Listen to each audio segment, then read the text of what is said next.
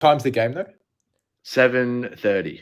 Oh, So okay, a bit All of right, time. Clutch is in here. He said no audio. I think I've screwed it up again. I need to do my audio checks better in the future. I think it's all working now. But Clutch, please let me know.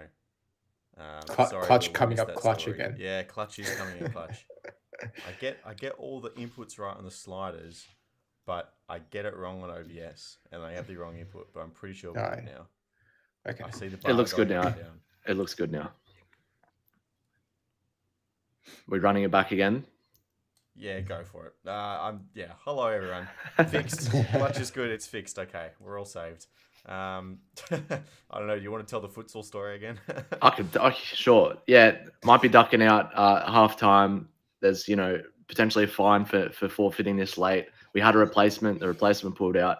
It's all a big shambles. So we'll see. I might be looking at my phone during the stream, so don't get upset if I'm looking away. We won't. All right, Clutch. I've had a look. Thank you very much. I appreciate that. Done it for longer in the past. We got away with just 60 seconds or so today, so that's a win as far as I see it. All right, let's look at the game because the teams are walking out. Mariners against Buriram here tonight. Will, I'll go to you. What are we expecting? We got Theo Harris back in the team. No Trent Sainsbury, which is a bit of a surprise. He didn't play the friendly last week against Sydney FC. Maybe there's something there. What else? Storm Rue in the team as well. Yeah, so Nathan Paul comes in at centre back in instead of Sainsbury there. So I hope that Sainsbury injury isn't too much and it's just a precaution before the season gets underway.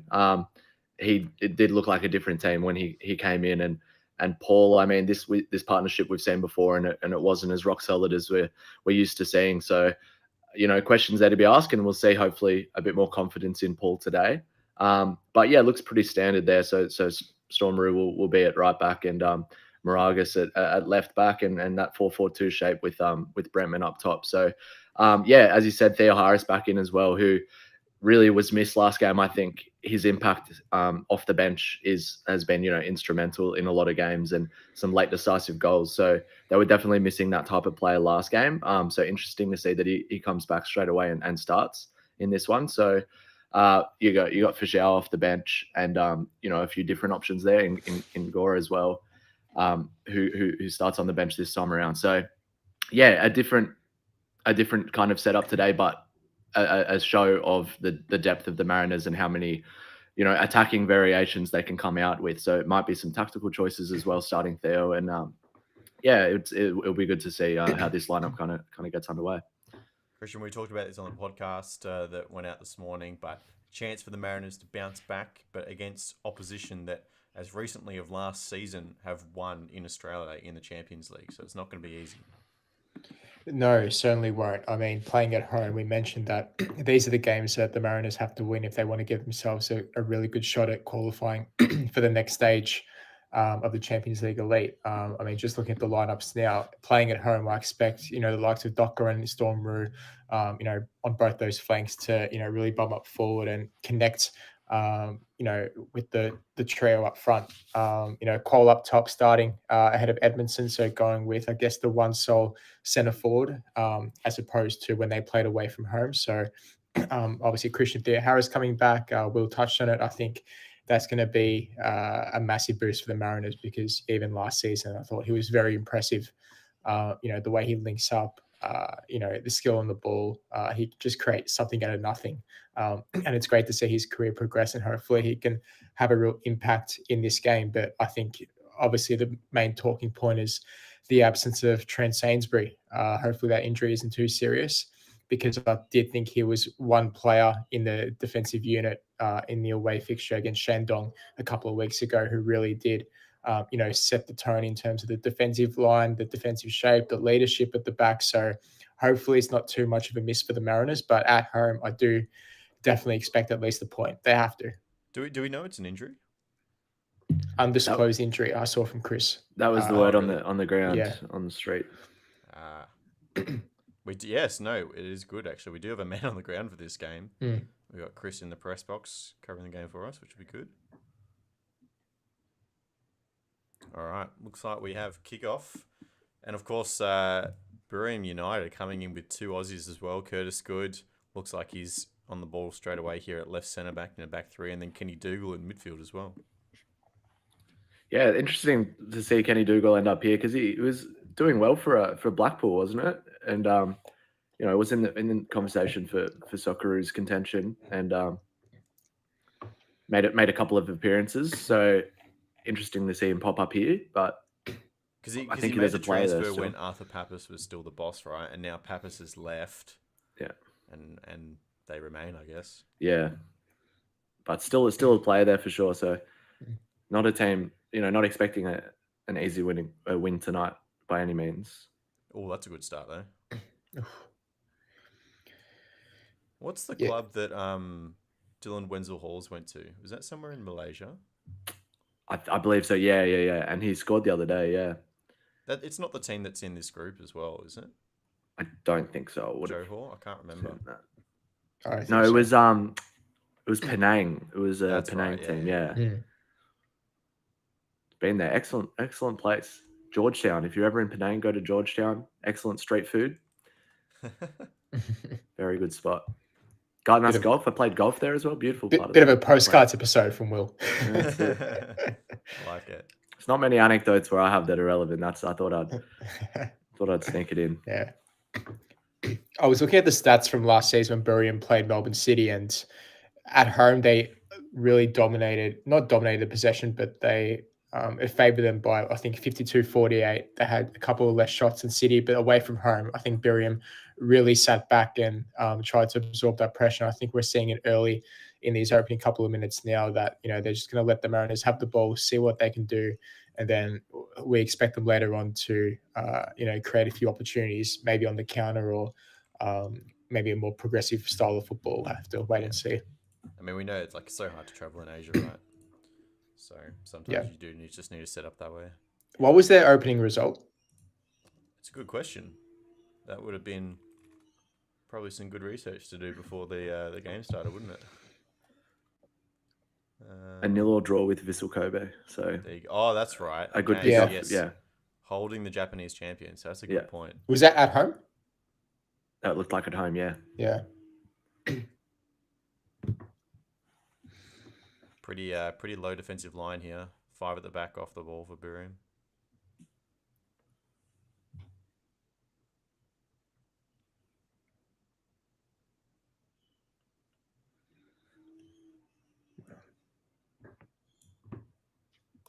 Will, I wonder what your reaction was. Mariners played a friendly about a week ago against Sydney, lost 6-3. Didn't have their preferred back four in, let's say, but conceded a fair few goals to what looks like a pretty good Sydney FC team. Are you worried too much about that? No, because we beat them a couple of weeks before that in another friendly, so it's 1-1 as far as I'm concerned. And I think that was with Costa as well. But no, I think Sydney have definitely picked up confidence from their performance, and they were riding that into preseason. But Jackson is, that's the time to experiment. Not cup finals; it's actually in preseason games. That's when you should be experimenting. So. Subtle. You can't read too much into it. I don't. It's like one of those Sunday league off seasons where you play the same team twice a couple of times in preseason friendlies. It's like, oh, do you want to play again in a couple of weeks? Like, yeah sure. We'll hit you up again. The locals, I guess. Yeah. That was Costa and Joe Lolly's first game of preseason, by the way. I will just add. Oh. I'm behind again. All going close. Clutch, I want to know what your score prediction is for this game, mate. What do we think? If you predict the Mariners loss, we want you off the stream, mate. Only a positive Mariners result. Just while I'm here, when Jacob's in second half and subbed in for me, then you can say whatever you want. We want updates, by the way, Will, if new messages come in. Okay. I'll check.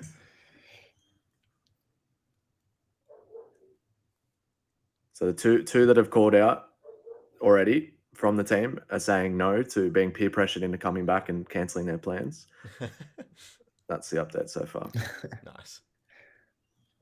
Our captain's out. He's delegated the job of finding a replacement. Do you always try to rock up there 5 minutes beforehand to do, a couple of quick stretches, or you just get straight into it? No, 5 minutes. We're a good team, mate. 15 Yeah. minutes at least. 15 Wow. with the tactical whiteboard with all Yeah. the tactical analysis. I got him sitting down in front, box, umbrella, everything. No, it's a good. It's Div 1. It's a good level. I think good standard. Yeah, this time. take it seriously. We do take it pretty seriously. Physical? Yeah, it's physical. I played outfield. We had a friendly last week, and I played outfield instead of in goals like I normally do. Yeah. And I scored 1, assisted 2. It's not bad, but yeah, definitely physical. I felt it the next day. Clutch says 3-1. Where do you reckon that sits? To the Mariners, I assume? Yeah, to the CCM, Yeah. Bite your hand off of that. I mean, it's just, again, we keep going back to the format of this competition, though. But if you can just win your games at home, you're fine. Yeah. Like, you only need to be top 8 of 12. You don't even need a 50% record. I think because of the top 8, it gives you a bit more leeway. You don't have to rely solely on the goal difference as much. If it was a top 4, top 6 type scenario, I think that would play more into it. But you'd think, a certain number of wins, 2 or 3, 9 points, something like that, then you should see yourself over the line. Okay, Christian, I'm going to take this opportunity to pick out a gripe that I have with you. All right, I'm just going to air this out for the betterment of the podcast and round ball. When you say leanway, the phrase is leeway, right? Will, I'm not crazy. Yes. Allow a bit of leeway, as in I haven't LAE noticed that he said that. Do I always say that? I think you're sneaking some N's in there, mate. Am I? I apologise. I haven't heard Christian. You're sneaking in there well, but yes, leeway. Yes, that is. You're right, Lockie. Not going crazy. Lockie's got super sensitive hearing. Well, this is the thing, right? I sit back and I edit the podcast, and occasionally I just hear something. And I don't know if my mind's playing tricks on me because I've listened to you talk just for so many hours now. Yeah. But you don't have to watch the whole pod, do you? Because I don't anymore. No. In the early days, I would listen back to the whole thing during the edit and make sure it was tidy, but I'm a little less precious nowadays. I think we don't really need that many edits either. We're pretty. It depends who's on. Yeah, it depends on the lineup, eh? Yeah. I'm scared to speak anymore now. I'm afraid of Lockie's gonna jump on me. No, you're safe. You're safe. What number is Kenny Dougal in there? I need to be paying attention to him as well. 16.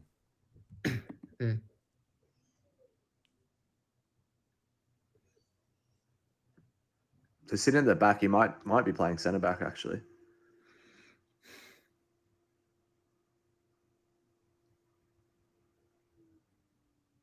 Oh yeah, you're right. Yeah, he's playing central centre back. Curtis Good to his left. That's interesting.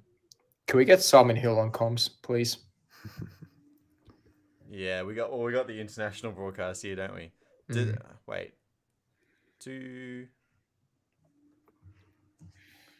I'm trying to think. Do they even allow? I mean, maybe you'd have to purchase a different set of rights. I don't know. Probably. To have like local commentators, because I'm trying to think what happened last year. Do we ever get local commentators? We did for the Champions League 2, didn't we? But maybe not. I can't remember. Maybe Yeah, not the for Champions League top 2 tier. was domestic. The AFC Cup. Mm. Maybe that's the difference.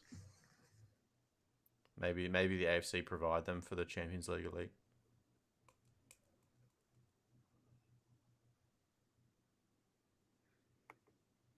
What are your thoughts this season, Will, on Alfie McCalmont coming over? What do you expect from him? I really liked McCalmont. Like in one of the early games I saw him in, I can't remember what it was, but it was one of the early Oz Cup games. I think he did stand out for me. Just looked, one of those players that looks a level above. Maybe not he hasn't done that in all his games since.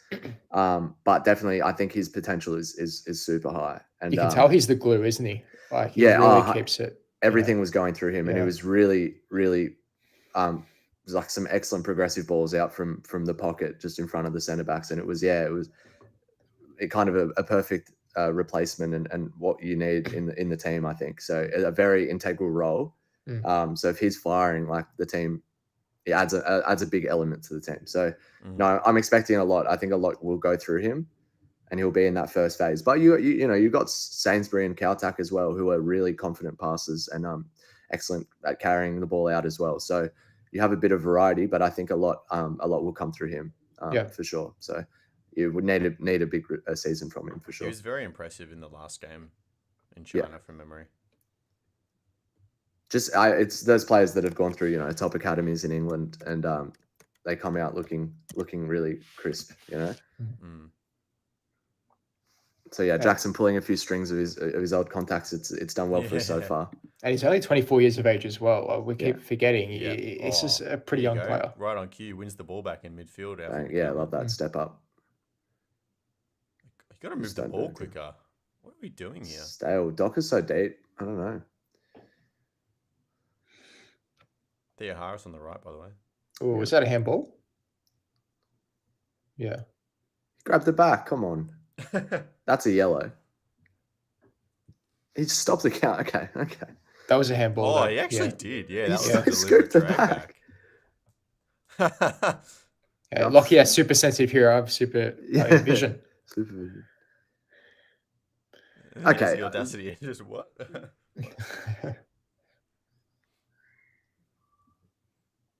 Right in front of the assistant as well. Pretty cheeky to go for that. Yeah, that's quite poor, really. It's got to be a yellow though. Where's Jacob? Yeah, no, loves handballs. Loves handballs. Mariners still without a shirt sponsor, by the way. What happened to AirAsia? It's not good. Need to be cashing in on the sponsorship dollars somehow. That's a poor ball. Not having the sauce bottles behind the goal is just painful enough. Now no sponsors. We used to be a proper club. The fines that the AFC would give you for having those sauce bottles up. Worth it. The crowd would pay. We'd crowdfund it. GoFundMe page. Yeah. Get the sauce bottles up for Asia.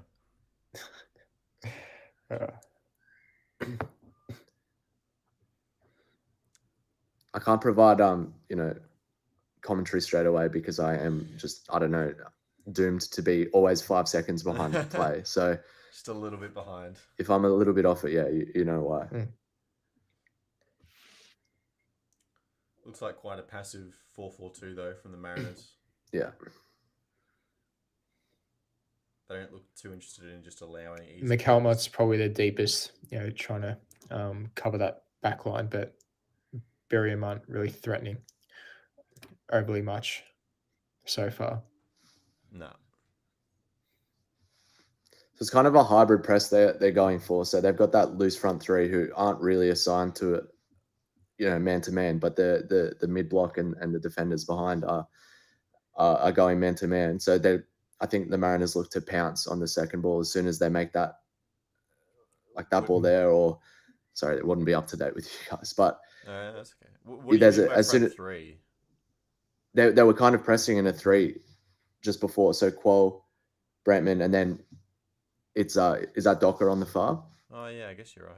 Yeah. So is it that the near-sided winger kind of sits deep and then the far side kind of steps up and in? Yeah, so it's a bit of an asymmetrical shape there, and I think you're just going man to man in midfield and you're just looking to collapse on that, like we saw McCalmont do before. As soon as they try and play that ball, the team just squeezes in the middle, especially. Yeah. It's kind of you're showing like Buriram exactly where they want to play. You're kind of just showing them to that press and to be collapsed on straight away. So strangling in midfield rather than an aggressive press at the front. If Jacob was here, he'd say in that first corner, you got to beat the first free kick, you got to beat the man. And then the second one, just sailing over. And I would disagree with him again.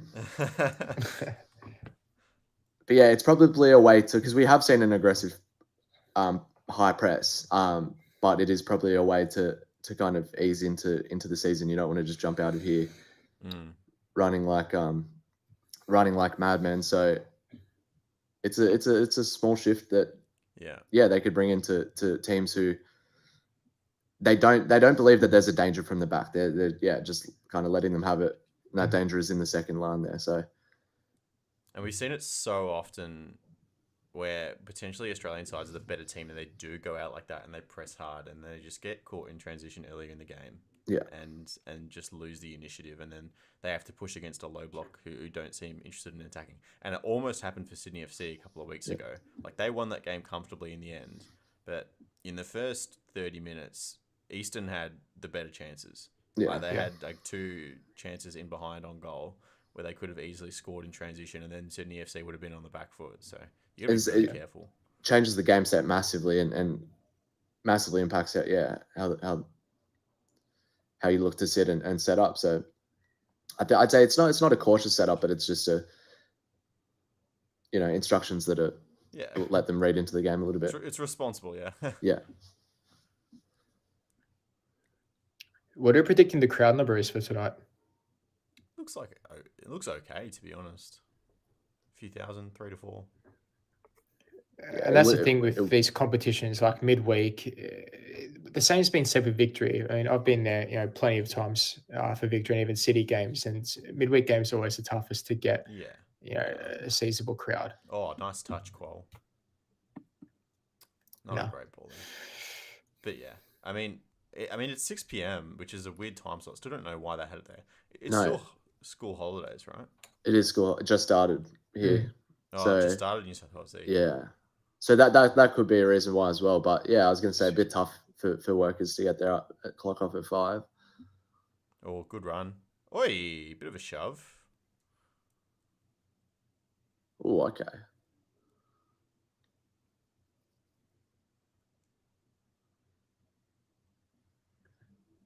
Do you think they've replenished enough, Will?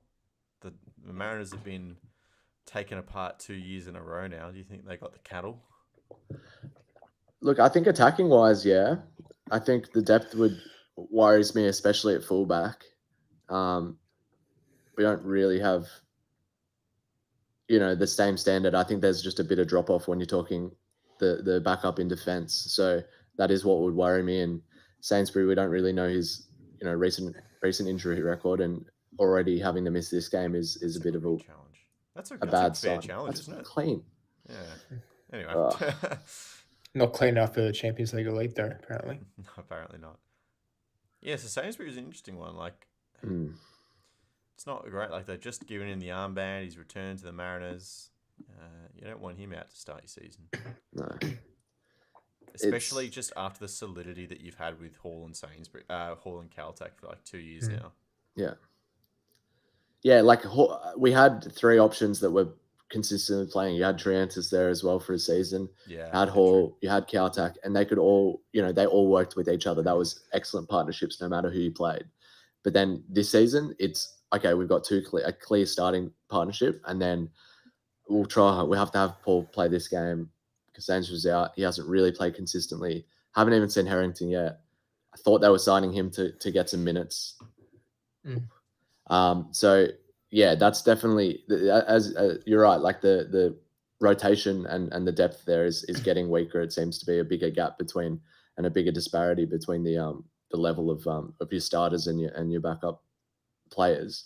But yeah, like enough youth coming through as well. I think we have another talented pool of players who are getting minutes, like Bateman here, who did get some minutes last season, but looks to be relied upon in a big game here. Still got DiPizio, who was just on national team duty as well. So he would probably be favoured to start up there next to Qual as well. But yeah, like a talented crop to come through, and I think they seem unproven now, but I expect a couple to have breakout seasons for sure. I mean, put Sainsbury aside for one moment because he's just arrived. Obviously, Nisbet's gone to Ross County, so best player for the Mariners, in my opinion. I think everyone's opinion, that is, from last season, it was tremendous. Would you consider Caltech as the Mariners' most important player in this moment in time? Yeah, without him, it looks like it would fall apart. I feel as though it would just crumble. Like if he wasn't in there, if something happened to him, I think I'd worry. Not to take it to like Premier League analogies again, but it's like Van de Ven for Tottenham, where he gives you so much where you can play in a certain way, and without him, you don't really you can't play the same way. He just changes there's no direct replacement for him. He's so good at sweeping at the back like that. So many recovery runs where he's 1-on-1 and wins the ball, that I don't even stress now when that long ball goes over the top and you see him bearing down on it. It's just, he's been so often there. So yeah, without him, it changes heaps. So we'll have to see Harrington play on the field as well. I haven't, I'm sure he's got some minutes in the preseason friendlies. So maybe not a good sign that we shipped 6 to Sydney. I don't know if he played or not. I'll have to double check that. But yeah, you're right. I think that's a fair call to make. He's definitely the rock in the side for now. And that's why that opening goal, the Mariners conceding in Shandong, you could probably blame Kaltak for it, not being goal side, maybe a bit harsh. But after that bit of a blip, he was, I think, fantastic throughout the majority of the game. It's just until right at the end as well when he gave it away. There's a couple times. But the Mariners had to go for that equaliser, and you expected holes gaping at the back, and it was just a roll of the dice in the end. But in terms of the general overall play, I thought after that he recovered really well. He was good. What a goal that Van der Ven created, by the way, the other morning. That was magic. Against Man United. Just like a full coast-to-coast run. Yeah. Twice as well. He's going to keep doing it all season as well, I think. Does that say more about his talent or the lack of talent at Manchester United? Or a bit of both? He did it against, who was it against the last one when he assisted Son? I can't remember.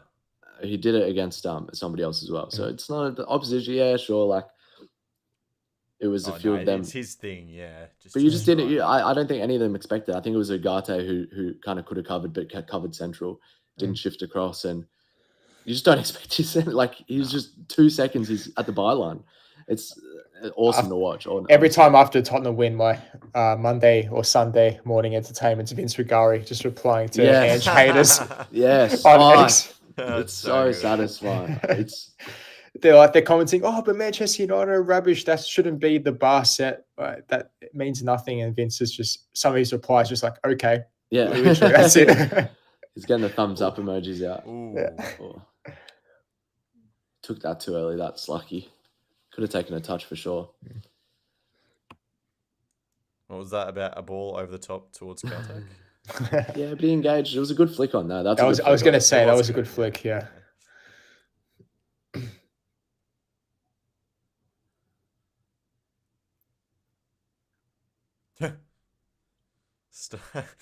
Storm Brew didn't quite know where Thea Harris was trying to go there.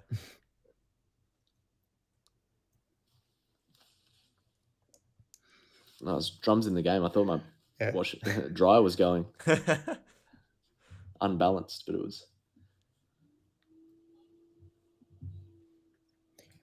How close do you think Theo Harris is to a move away, Will? Maybe next season to Europe, or does he still have to prove himself a bit more consistently? Yeah, I think I don't know. He's been a Gladbach. I think after that stint of victory, he signed for Borussia Mönchengladbach in Germany. I think it was the second team. Didn't quite work out, and then obviously he's come back here. But maybe it's a bit of a consistency thing that he needs to nail down. Yeah, by the end of the season, he had he was starting most games, and I don't know. It's honestly probably a question about him. He's done that. He's made that move before. It hasn't worked out. If he's comfortable and happy, and he looks like he's really enjoying his football at the moment, so it is a question about that as well. If he's content and competing for titles still, playing meaningful minutes, scoring those meaningful goals, is that enough in his career? Is there another step to make? But I do see him kind of getting picked up somewhere, and I wouldn't take it personally if he takes an offer up. Obviously, you're looking at a bit better money around the world, around the continent, even here. But no, he genuinely looks like he's enjoying his time at the club, and I think he's bought into it like a few of the other players have, which I think that does set the Mariners apart in a way where we can retain some of this talent because they've got that connection to the city and to the club. Like Docker, locking him down for another couple of years. He loves the place. It's fantastic to see. So he's got a man up here though. Oof. Shift a bit early. Docker's a bit. That was unnecessary from Brew. Yeah, I think players like Theo Harris they embrace that culture, and they need to feel a part of the environment if they really want to thrive. And I think Thea Harris, he has that connection. He feels it. He feels like he's a real part of the project. So, yeah, hopefully he has another good season. Yeah, he waited for his time, and I think he was definitely rewarded for it. But yeah, could have easily thrown the toys out of the pram, but no, he was Yeah. patient and he's taken his chance. Absolutely. So no, we've got to say got enough out of him already, but we've seen plenty of good times in yellow for him. So wouldn't mind be happy for him if he does get a move.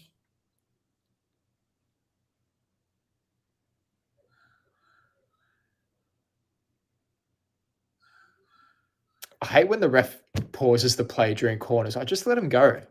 Why are you stopping it for? If it was that much of a drama, then give a penalty or give a free kick. Yeah. No, you get a few warnings on corners. I know. Yeah. I know, but what for though? What do they actually say? Yeah. I don't get it. Oof. Oh, you can't allow a winner header there.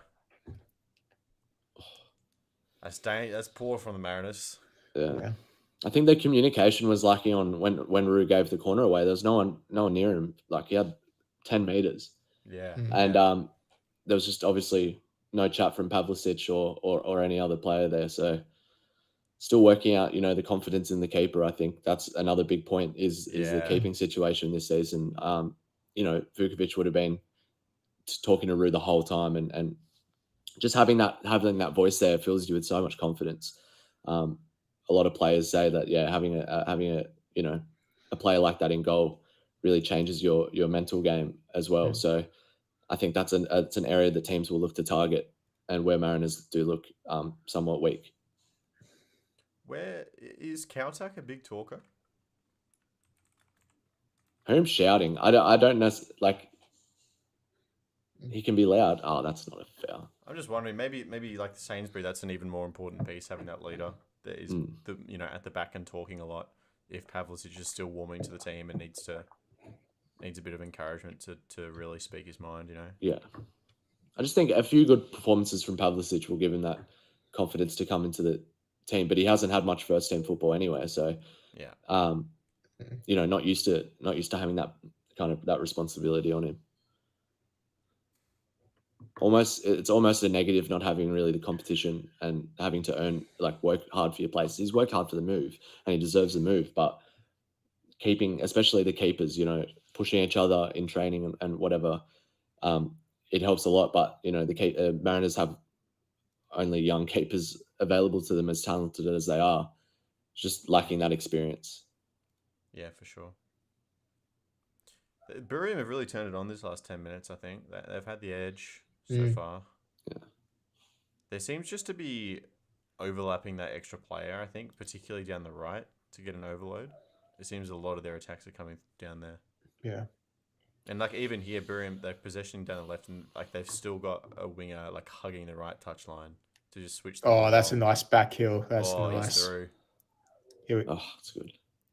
There's that winger. That was hugging the right touchline alone in the edge of the box. It's obviously a play like Docker. I don't think he's not tracking back on for a reason. He's purposefully being kept high to maintain a threat even when they're without the ball. But I think we might look at halftime. I might not be here, but halftime we might see some changes and we might see that player start to be picked up. And it's just, as I said before as well, it's how the Mariners are shaping up in the press when Buriram have the ball deeper. They're sitting narrow. It's like a bank of three, two banks of three, with the four behind them. They're compacting the center and letting the ball go wide. But Buriram look good enough to 1-0 Buriram. Yeah. Gee, that's a good ball. It's come from that right side. I was going to say Buriram look good enough to take their chances, and it's no good there. No, that's clinical, and it's that, as I said, it's that right side that's been so productive already. Yeah. There's clearly not enough organisation in the Mariners' back line. You have one free kick. They're a bit slow to react. Paul is really the one defender that switches on and ends up playing two attackers on side. Had to go though. Had to go, yeah. I thought it was going to be offside because the two Buriram players sitting so deep, and then I see the ball was played a bit later and the Mariners kept him on side. All right. There you go. It's a 1-0. Work to do. soft goal. It was soft. Set Absolutely. piece, just switch on there. Like,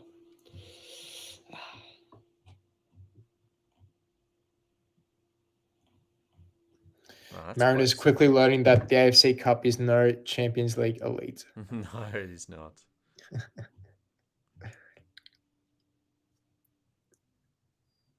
I wonder how much like Dougal and Good impact a game like this. Like, I don't know, like that obviously Curtis Good played as recently as last year. He knows a lot of these players. How much does that help in preparing yourselves for a game like this? Dougal obviously at least knows the environment. Oh, it'd help a bit, but I don't see too much of an advantage.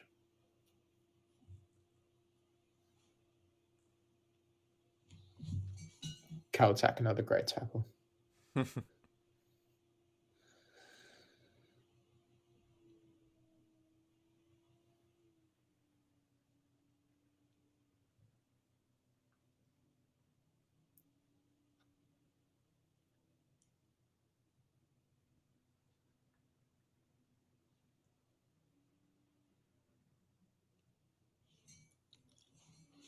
I was just looking at the Buriram side, and I saw departures. Harris Vukic, a name I haven't heard in a long time. Newcastle United legend.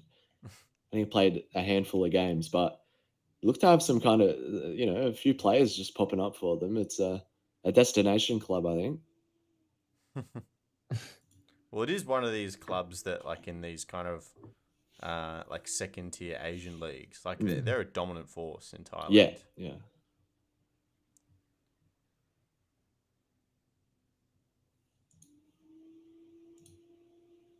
So same before, I think before when we were muted. Oh no, it was before the call. But yeah, Neil Etheridge in goal, Cardiff legend as well. Right. Very good keeper. Yeah. I really liked him when he was in the Premier League. He was made some terrific saves. So might be tough to beat him. And now they're chasing it. So Yeah. So difficult. Well, it'll be interesting to see what Buriram do, because obviously the default, you're playing in Asia away from home, is to really lock up shop. But it'll be interesting to see how willing they are to come out of their shell.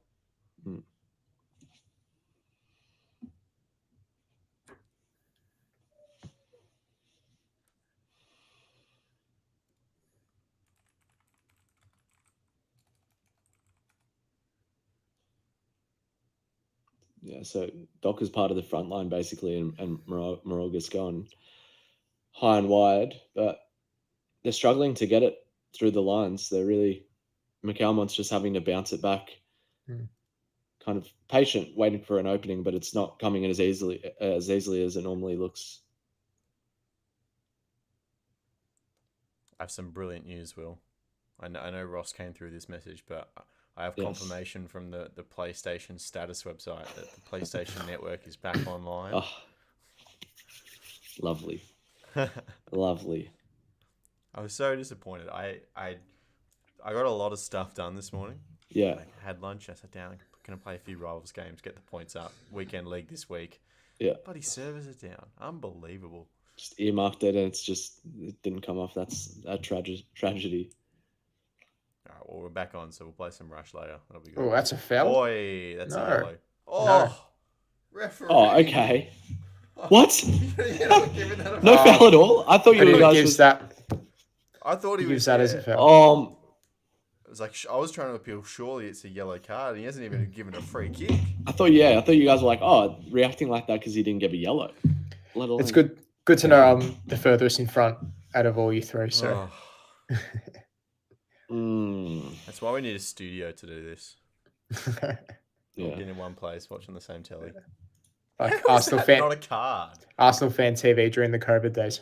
He got him twice. So I don't know if you guys saw as well, but after Brantman put that big challenge in before, they ran past each other, Brantman and this Buriram captain here, and they got their legs tangled, and they had a little bit of a shove as well.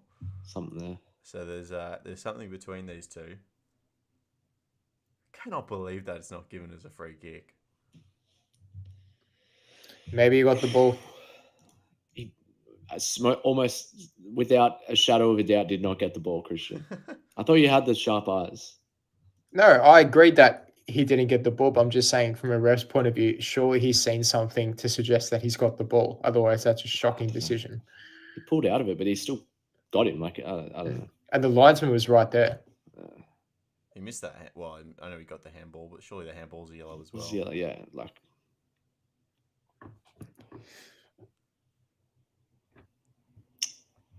Well, hopefully it can fire them up a little bit, because the Mariners have sort of petered out a little bit in this game.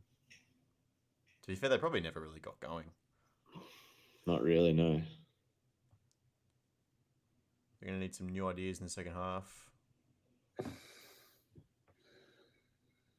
Oh, they're on here. Here Could be again. two. He's It's going to be onside. two. It's going to be two.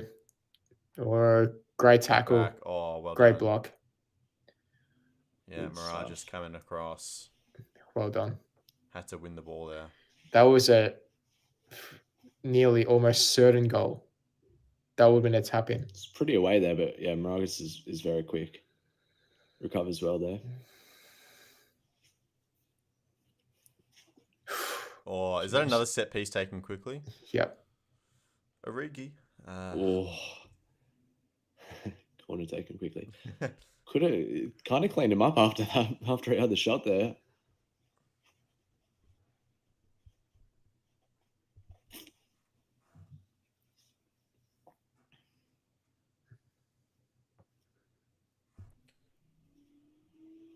It's a good ball. Yeah, that's good. Oh.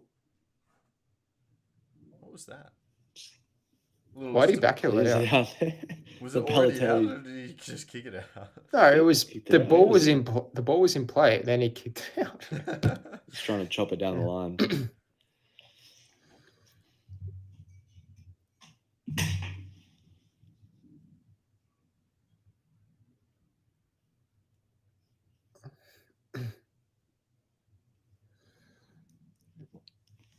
What's the biggest issue so far, Will? I don't know. For the Just Mariners. can barely progress it past the first line of of the Buriram press. And then when they get it, you know, a line higher, they're just facing 9 more players. I think So, balls yeah. like that from Caltech, that's what you need. I think you're Yeah. lacking that because without a player like Edmondson Yeah. up top to at least hold the ball up and give you a bit of something, I think there's a lack of, I don't know, connection Yeah. between, you know, each third of the pitch. So definitely a couple of changes in the second half if you know it stays this way. Yeah, they'll need to look to drive more like that and Mm. then play it off like that and try and catch Buriram by surprise more than Just play a couple trying of balls in behind. Just do something. This passing around, not really, you know, a bit of lack of intensity. It's got to pick up because at this level, teams like Buriram, you only need a couple of chances, like we've seen, and you know, they can look really deadly. Yeah, it's Mariners are getting it through and then just facing a fully set defense. Like there's no point, you know, trying to progress the ball when there's just a full set defense in front of you. You got to try and shift them a bit. You got to try and stretch them, and open up some holes. But with pace though, like they're passing it around, but it just needs to be with a bit more conviction. There's ball no speed and just open it up. That's how you play against these kind of compact defenses and just when they have bodies narrow and deep. You got to constantly stretch play and then poke holes in them. But yeah, not many ideas so far. But I'm sure Jackson will have a few words for them, and we'll see some kind of new ideas in the second half. Yeah, they just seem to be really stuck. Yeah. It's this. We've seen this passage so many times, and it gets nowhere. Now you got to look square to McCalmont there, but Rue didn't, and then you just got that bounce pass. It's just not. Yeah. They're really not getting numbers over on that side as well. Like they're keeping their width on the opposite side of the field, which is good if you can get it out and around. Yeah. But it's making it really hard to get past that first block.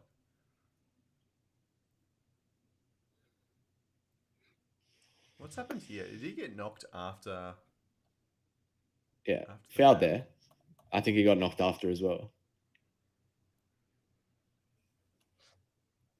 Down doing his laces there, Harps. I know it's early days, but if the Mariners lose the first 2 games, do you see it as not much of a disaster because you've got the A-League season coming up? They'll have more football under their belt, or do you see these 2 games as a missed opportunity because on the flip side, more games equals, a lot more, I guess, tired legs, and then obviously the travel comes into it as well, having to In the play two context of the games a week. Champions League, Yeah, I think a loss here would make things very tricky because it's the home games, as we said, that you like traveling away against the best teams in Asia is going to be Mm. so tricky. You get any points out of that, you should be happy. You got to yeah, win your games at home, and if you're winning, this is arguably one of the and they're not an easy opponent, but one of the lower ranked opponents that you're going to face at home. That would spell trouble. yeah. I think it makes it hard to progress. I know there's still 6 games left, but you got to play some really quality opposition. I think the Mariners have it in them to take it to some of the bigger teams away. I think they can surprise a few teams, but it is about getting that season form up. And if they start the season well, they'll definitely be more confident. If you've started the season on the back foot, along with a loss here and 2 losses in the Champions League, then traveling away seems like a drag. Then it's going to be a hindrance to the league. Whereas if you're taking good form from the league, I think it all rolls in and it gives you a big boost coming into those games. I think you can't write them off, even with a loss here as well. If that does happen, I think as I said, they're good enough to get a result, at least one, to make up for this result. So hopefully we'll see it click more in the season, and kind of the scoreboard and the ladder puts pressure on them. Well, that's the Could- thing, right? yeah. Like, you go into this games. I only have to be top 8. We have 8 games to play. There's plenty of opportunities. It's pre-season. You can give and we even gave them that excuse in the first game, right? Like, the performance is probably all right for where they are. But if you take that too far, then you're going to get burnt because there's not going to be enough time left.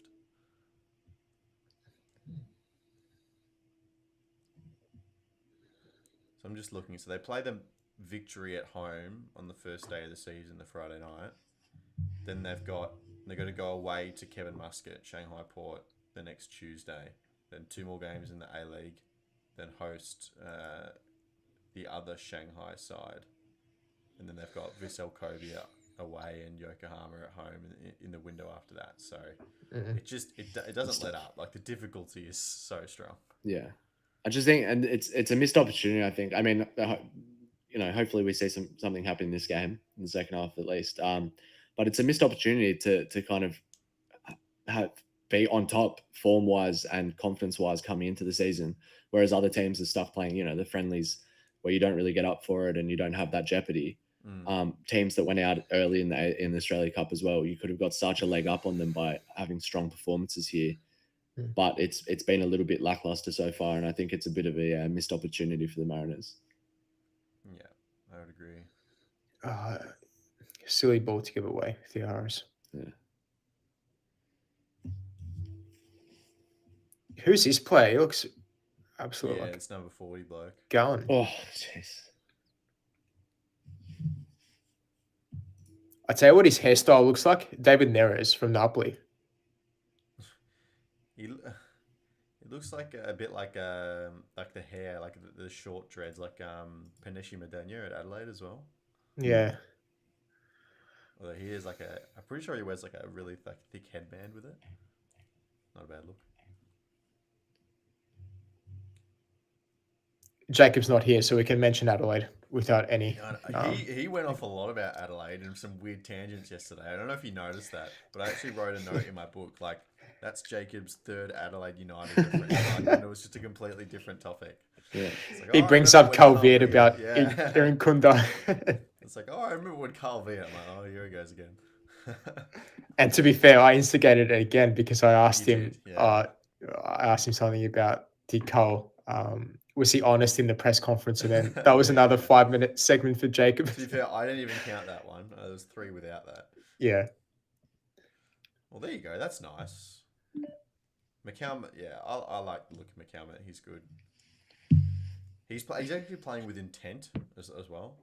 Mm. Oh, Jacob is here. You've been sprung. He's in the chat. Oh, I can hear you complaining about me. I didn't say Jake. I didn't say anything, Jacob. I did not say. Please pass me the ball later in rush. I don't know what you've heard, Jacob, but we weren't talking about you at all. Only positive.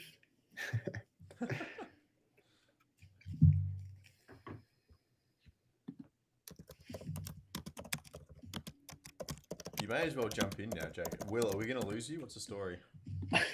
The annoying thing is I still don't really know. Surely it gets to a point where the game's going to start. Apparently, we're going to rock up with 4 and try and recruit at the court. Oh, nice. I Can't be bothered, can you? I keep putting forfeit in, and then they keep saying, "Yeah, I know it's a fine." I was, nah, whatever. It's highly it's stressing me out, actually. How much is the fine? That's what I keep asking, and nobody's answering. I'll pay it. Round ball will pay it. No, we won't. Oh, okay. I thought I'd try.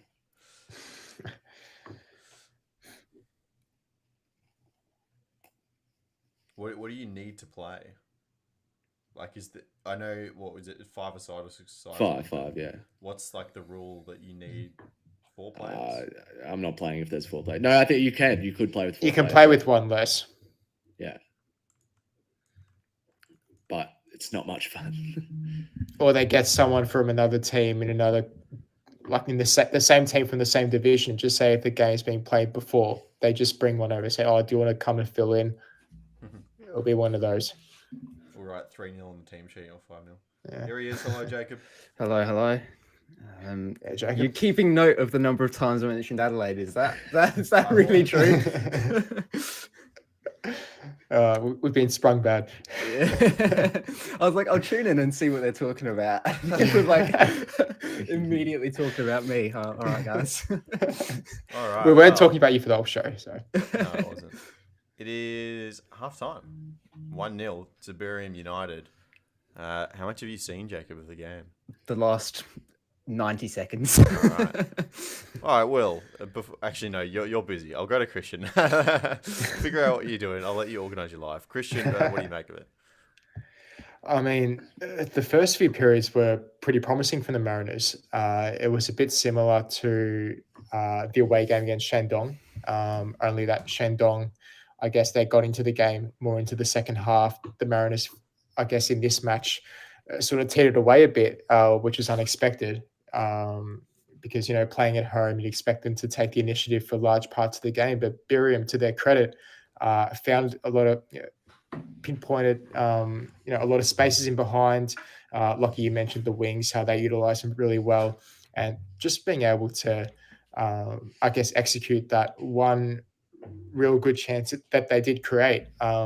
So no, fair play to them. And for the Mariners, it's all a bit slow, a bit sluggish in terms of how they progress the ball up forward, into the wide areas. Theo Harris is trying to make something happen, but besides that, it's it doesn't seem to be clicking fully for some reason in that front third. So a couple of changes might be expected maybe at halftime to try and change it up a bit, whether Jackson goes for a different formation, brings Edmondson on, for example, changes the shape of it. But something needs to happen because Buriram are just preying on these counter-attacking opportunities, especially, and they're playing some good football as well from their point of view, to be fair. So we knew it wasn't going to be an easy game coming in, and it's proved that way. Will, one of the things that we've talked about with Mark Jackson is that he has been very good at adapting to different game scenarios put in front of him. When you're presented with a game where your team has maybe not looked up to par in terms of intent, and maybe we talked about ball speed, that kind of thing as well. What kind of changes would you expect from him to try and liven it up a little bit? I don't know. The changes that keep doing what they're doing. If they got caught out because they were trying to be on the front foot and keep Docker high and maintain a threat even when they're off the ball, and they were letting that winger stay on the line. So I don't know. You could go even more attacking, but they already were in an attacking setup, and I think that was the issue. So I don't know if you want to drop a player and drop Docker deeper to pick up that wide winger who's free. You probably can't afford to do that, and you'd have to keep bodies now. But it's definitely, I think, on the ball, there needs to be a shift of what they want to do with it. I think it was too stale, knocking it around, bouncing it off McCalmont. I think they need to go for riskier passes, and as I said as well during the first half, shift the ball more, get it from left to right a lot more to stretch them and stretch the field open, because that's where they've been dangerous in the past. Is out wide, but they just had nothing there. They had TheAFCCL. They'd get a ball into TheAFCCL, and it would be he'd be 1-on-2 and just get bodied. So I think you need to kind of stretch them a bit more. Just look for different ideas of progressing the ball. I think, as Christian mentioned as well, more progressive drives from the centre backs. We didn't really see that. They were just sitting in the 3, and it was a bit repetitive. They were easily being pressed by only 2 players. So if you draw more players in that front line of Buriram press, then you'll have more space in the banks as well. So, yeah. What do you reckon, Jacob, having seen very minimal amounts of this game? I mean, to give you a quick synopsis, like, they were very passive, out of possession, like a 4-4-2. Even when the ball was approaching the centre third, they had no interest in pressing it in like the beginning of phases of play, and they were sitting back and Will talked about like a trigger press at some point when the ball switched over. You can't, we talked about this last year as well, but it wasn't really with a lot of intent or a lot of pace or aggressiveness. So it felt a bit flat. Will, you're off. I have to leave. I'll see you guys later. Jacob, big tough boots to fill. Good luck with it. It's not that big mate. boost to fill, don't worry. I was just waffling. I don't know what I'm talking about. Okay. See you, boys. Good luck. See ya. See you, Will. Yeah. All right, and then there were 3. There you go. All right, so having seen 90 seconds of the game, what would you change heading in the second half? It definitely looked slow, which you wouldn't expect considering the fact that the Mariners are the team that are a goal down. It's a tough one because the whole thing with the Mariners is that the season before rather, they were very heavy on counter-attacking football. And that was sort of what they became known for, right? Sitting sort of slightly deeper and then just pinging the ball forwards. Then last season it pivoted a bit. They had that counter press. They were a bit more proactive in transition, especially defensively. And we're sort of seeing a continuation of that now, but they've slowed it down a touch more.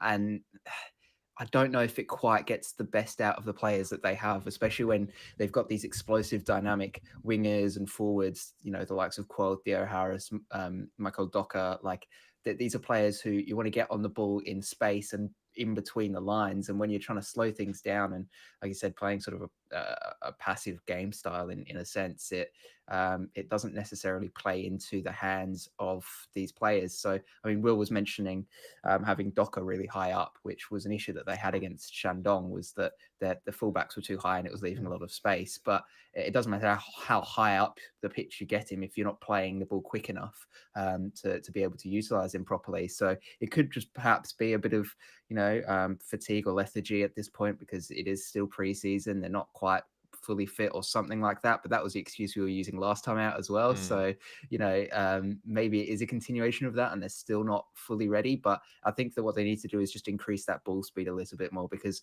there were just a lot of touches, not a lot of initiative taken by anybody, especially as you were mentioning those defensive players when they got the ball in the 90 seconds that I did see. It was a lot of just taking a couple of touches and then turning and playing it to the player next to them, and there wasn't that real intent or drive from them. So I think just sort of trying to speed up the tempo a little bit when they're in possession might work wonders, and especially if they can make a couple of subs at the right times and try and capitalize on perhaps a tiring Buriram squad, then they can hopefully find a bit more space and increase that ball speed and just get things going a bit quicker. Chris says, ironic that it isn't you complaining, Jacob Stevens. Chris, you're on the job. You shouldn't be watching our live stream. You should be watching the football. hope he's promoting it to everybody as well. Yeah, he's just walking around. That's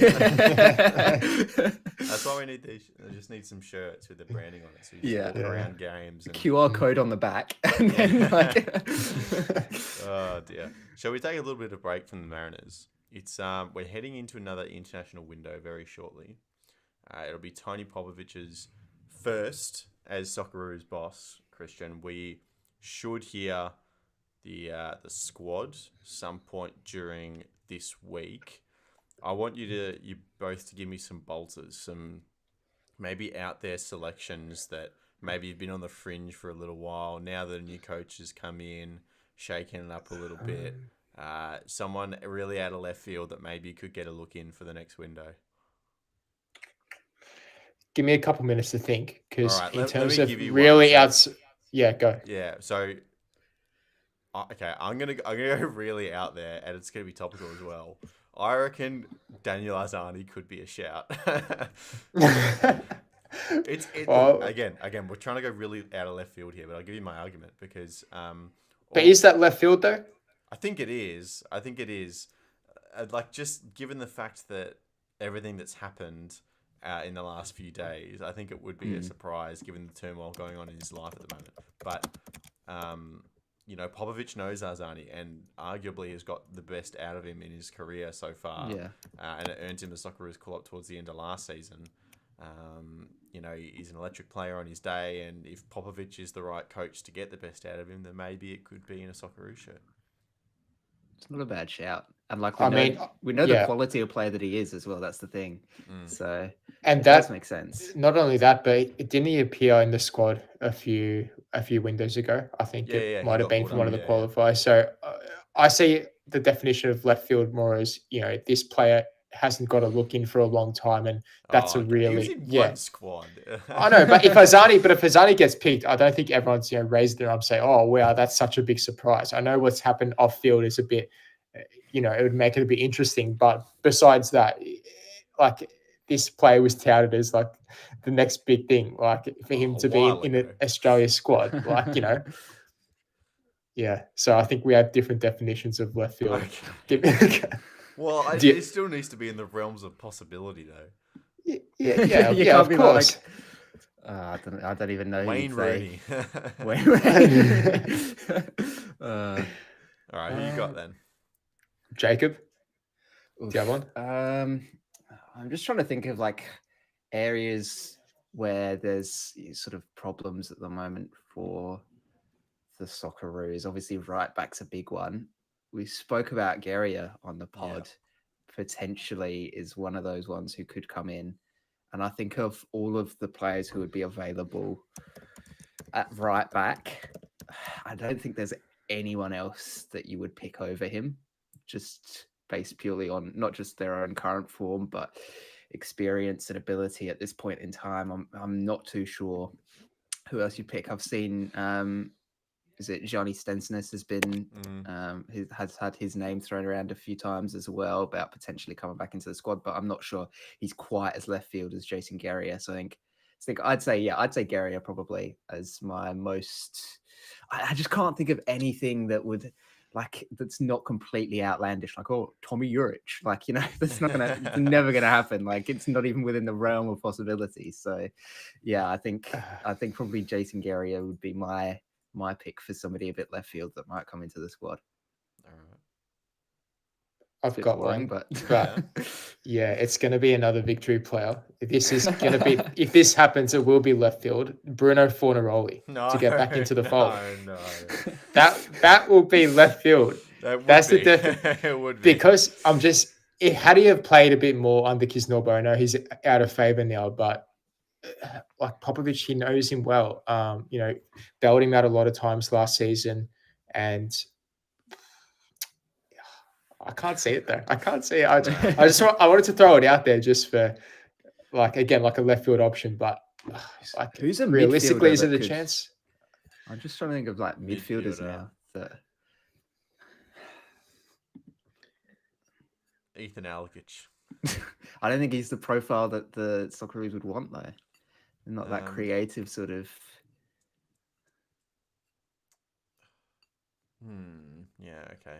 Because that's sort of been the problem is the Socceroos have had these holding midfielders or sort of box to box players that are all right for a while, but the creative players have either been injured or unavailable. All right, or... here's a serious out of left field one, but it's not a completely unheard of story in world football. Someone who Popovic has been very successful with in the past during his time with the Western Sydney Wanderers. Aaron Moy comes out of retirement Aaron Moy and slots back into midfield in the Socceroos. What about Well, I Luongo? mean, that's what I was going to say. That like if Luongo or Moy, there's been a few suggestions that one of them might come out of retirement. Maybe given the coaching change. But Popovic said during his presser that it's up to them. They've got to call him and say that they want to represent Australia. They want to come out of retirement. And then Popper said that from there, if that happens, then there'll be a discussion. But again, I don't see it. Paletti says Carl Viet says Clayton Taylor. Both very left field options. Very left. Well, Clayton Taylor quite literally left field. Wow. That's jeez. All right. Carl Viet, first goal scorer in the A-Leagues. Yeah. I think that was something I said on the pod, so I don't know if was, that's in your notes yet. Yeah, it was too. Like how I brought up Jason Guerrier to get called up for the Socceroos. Yeah. That one too. All right, it looks like we are seeing a substitute. Fei Zhao is coming on for number 7. Who's that? Thea Harris out on the wing. At least one change at half time. What we did see last time in his competitive debut over in China, if you get him on the ball, he can do some very good things with his feet on the ball. So he can bounce around one player and suddenly unlock a line. So that's probably what they need in this game. I feel a little bit silly not mentioning him actually because it seems like such an obvious move now that it's actually been made. But there you go. Thea Harris goes out. Fei Zhao, was that number 11? I think. Yeah, he's 11. Yeah. Fei Zhao probably. Oh, Docker could come onto the right as well. We saw Fei Zhao move through the middle, so it'll be interesting to see how much license he has as well. I'm not too sure why he was benched in the first place. I mean, the Mariners rotate, right? That's what they do. I think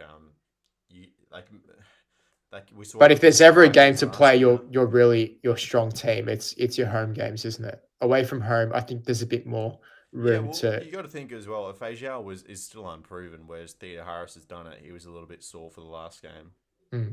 So, but from what I saw from Fei Zhao against Shandong, he was super impressive. I thought. Sure. Yeah. But yeah, I know it's only a small sample size, sure, but interesting. And that's already a terrible giveaway. I was trying to go from halfway. What was that? Got to get it up in the air at least, surely. It was like some of the shots when we were playing the centre backs only rush there. Like, the servers are back up, by the way. I'm not sure. They are, yeah. I'm keen. So Christian, this rush mode, right? It had a special for centre backs only, so you had to play a centre back, and there was like an evolution that worked with it as well. So we both were looking down the list of like Aussie centre backs as to who to pick, and we came to Chikati and Sutar, and we're like, oh, which one do you want? Oh, I'll have this guy, whatever. I ended up getting Harry Sutar, and Jacob got Chikati, and Sutar is just so slow. Move. He's an so slow. He can't turn. He can't run. That's expected. Harry, I love you, but your card on FIFA is just horrible. So can't pass either. Every time you try to pass, he's all right on the right foot. His left foot is absolutely useless. Can't do anything with it. So I just have to be mindful of that. Well, Chikati isn't the centre back; he's a right back. So I'm not too sure what's going on there. The centre back on FIFA at least. But then no, we've got an evolution that boosts pace a little bit. So I need to get that done on Sutar to get the sprint speed and the acceleration up a little bit. So hopefully, a complete liability. Poor Sutar, you're putting some trash on him. No, I'm not putting trash on him. I'm putting trash on his on the FIFA card. His FIFA card, yeah. He needs to do a little bit of sprint training to get the 100-meter time up, and then there's always some really top professional footballers that come out each year after FIFA or AFC gets released, and they have a bit of fun with it. They argue about their rating. Sutar should do the same thing. He should go complain. Auckland did a social piece this year going around and talking about all their stats. I think Western did as well. It was funny. It was so funny to watch though. He was so always slow, even compared to other centre backs. Was slow. Complex question, but how do they actually come up with the stats in the first place? Like, how much analysis goes into detailing every single I have play no in the idea. game? Conspiracy. I think they just make it up. No, they don't. They've got an idea of what they want, and then they just go. No, but they must have a fair few scouts. They You must know, use just data looking and stuff, over yeah. using data. Yeah. Like, I know Football Manager have a very extensive scouting network. I don't think FC is quite to that level, but yeah.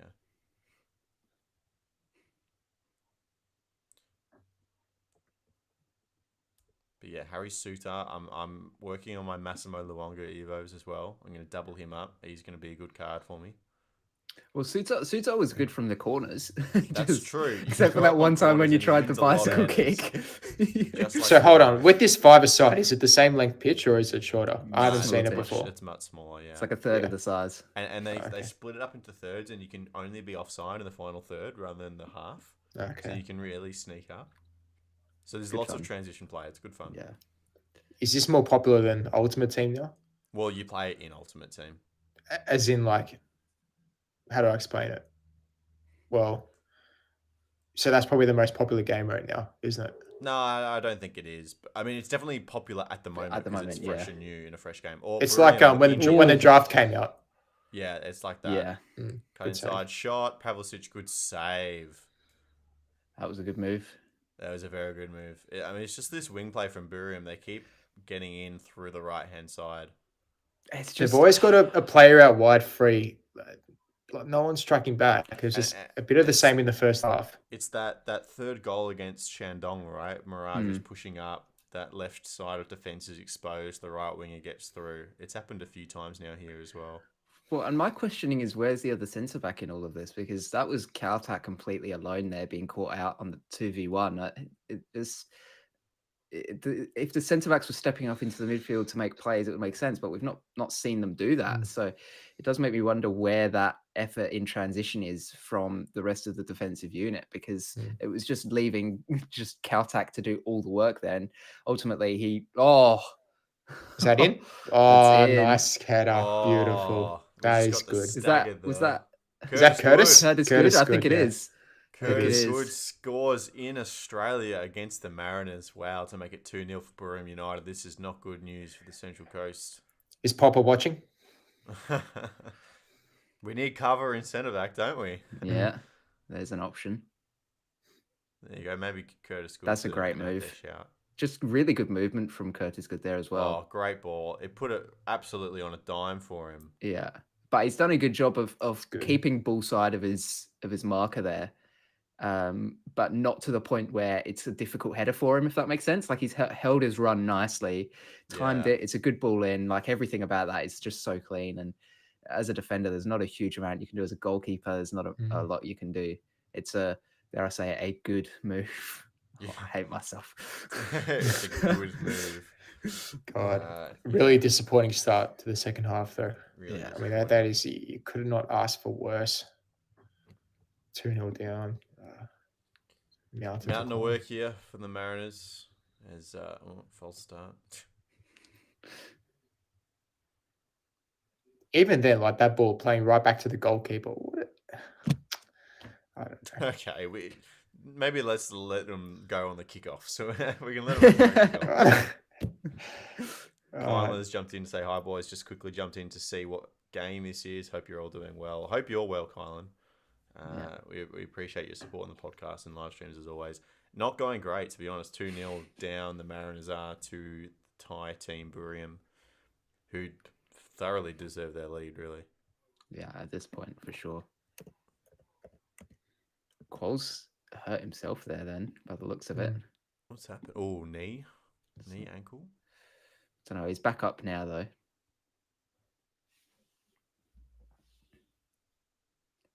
There's a lot of space between the Mariners' lines, though. It doesn't look like the midfield's set up particularly well to, defend specific areas. I don't know if they're just man marking or something, because there's a lot of space between those lines that Buriram have already found a couple of balls through. Really need some creativity in the middle third of the pitch just to break those lines with a bit more frequency.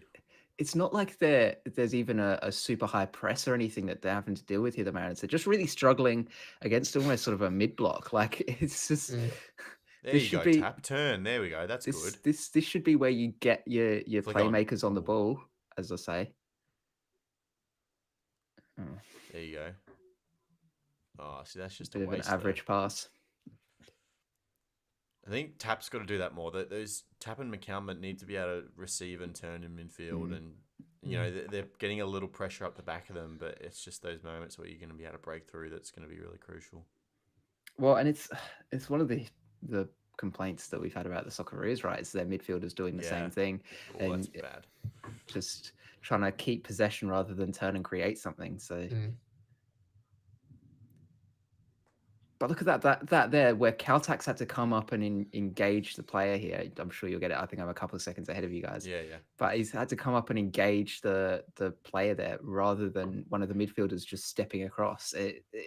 That's just dragging him out of position and leaving even more space behind. It just seems like the marking system is a bit out of whack, and the Buriram, to their credit, are able to exploit it so far. So.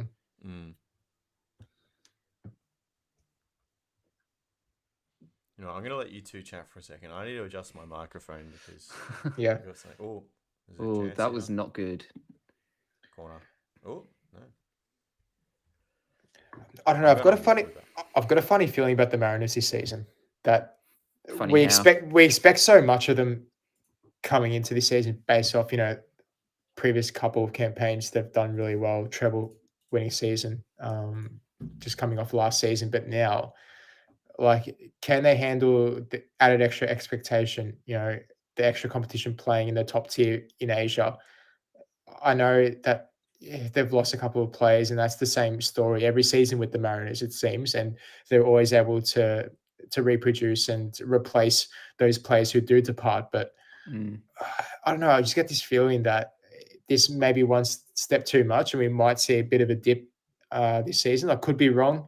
I know it's super early days that we still need a bit more time to judge fully, but I don't know. That's just my early, I guess, my early prediction. I don't think it's unreasonable, to be honest. I mean, all teams go through form. I mean, even Man City, right? I mean, yes, they've won, 4 in a row now, but they've been seriously challenged the last couple of seasons and haven't been as perfect as you'd expect them to be. And, if arguably one of the best teams in the world go through form dips, then you've got to expect the same from the Mariners, as good as they have been.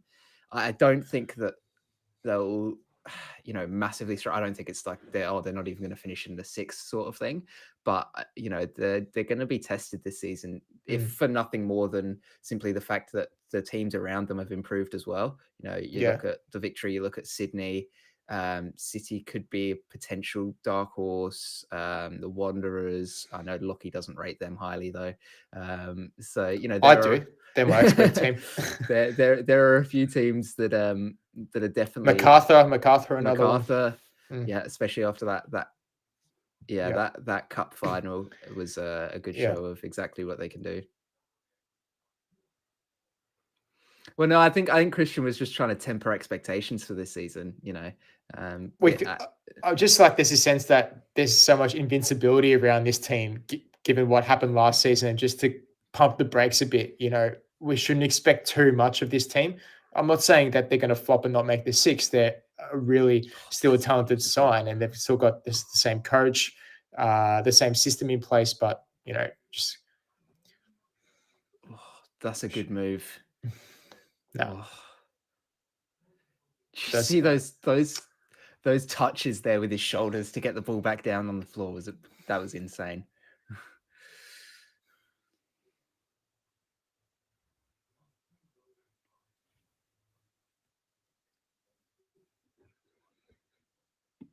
Yeah.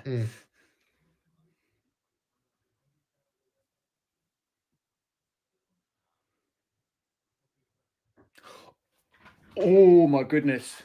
Oh, that is a straight red card. Yeah. It's gone. That's silly. No. This defensive setup is just not working for the Mariners, because that's again a ball in behind. Caltac is in that instance, I think that's on Kautak because he's too deep and he's keeping them all on. And is it Pavlicic in goal? Yeah. Yeah.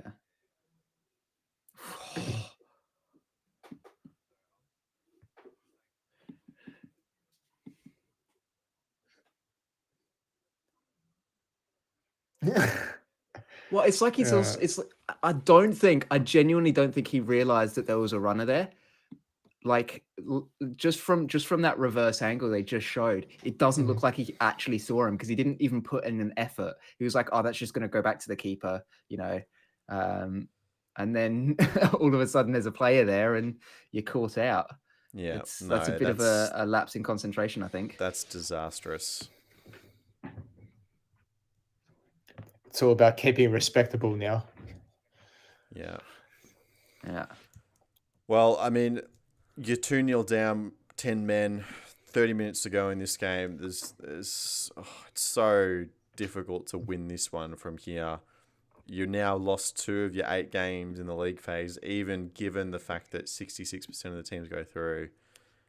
They're seriously up against it now. This would be a Herculean Mariners effort to now qualify for the knockout phase. Let's assume we've still got the Shanghai team still to play for the Mariners. It's very, very difficult to see the Mariners getting anything from those because both the Shanghai teams this season have been nearly almost unstoppable. They've been just scoring goals for fun. I mean, this Mariners, you touched on it, Jacob, the defensive setup, something's just off. They're not in sync, quite in sync. Too many spaces in behind. If they give that sort of space for a team like Shanghai Port, they're going to get absolutely destroyed. I hate to say it, but it's what's going to happen if something, doesn't change, in Jackson's system. I don't know. Well, I mean, look, they did lose Farrell. They did lose, who was the other centre back? Dan Hall. It's not easy, but it does. They look a different team defensively, like in the way that they're set up, and I don't think it's working for them because there's just way too much space. Either Caltac is too deep, like he was in that one, keeping the player on side. There's absolutely no reason in that situation why he isn't just on the halfway line. As the lone centre back, because any running behind is going to be offside, so that's fine. Even then, it's a concentration thing. He doesn't realize there's a runner there. I don't know if that's a concentration thing from him or communication from the midfielders who were didn't communicate that they dropped their runner to pick up someone else and that he needs to take them now. And it all seems a bit dysfunctional.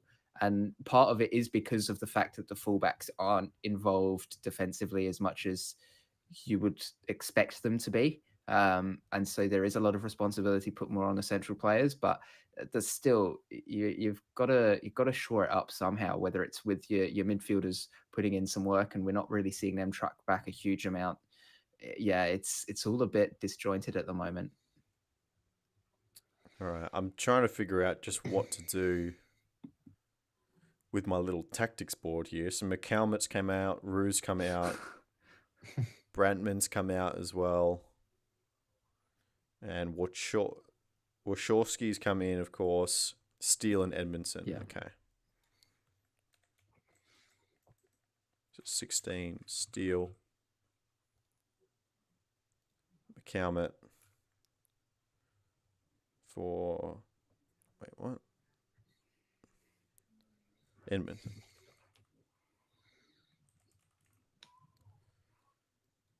I think you're right, Christian. I think this is just about making it respectable. And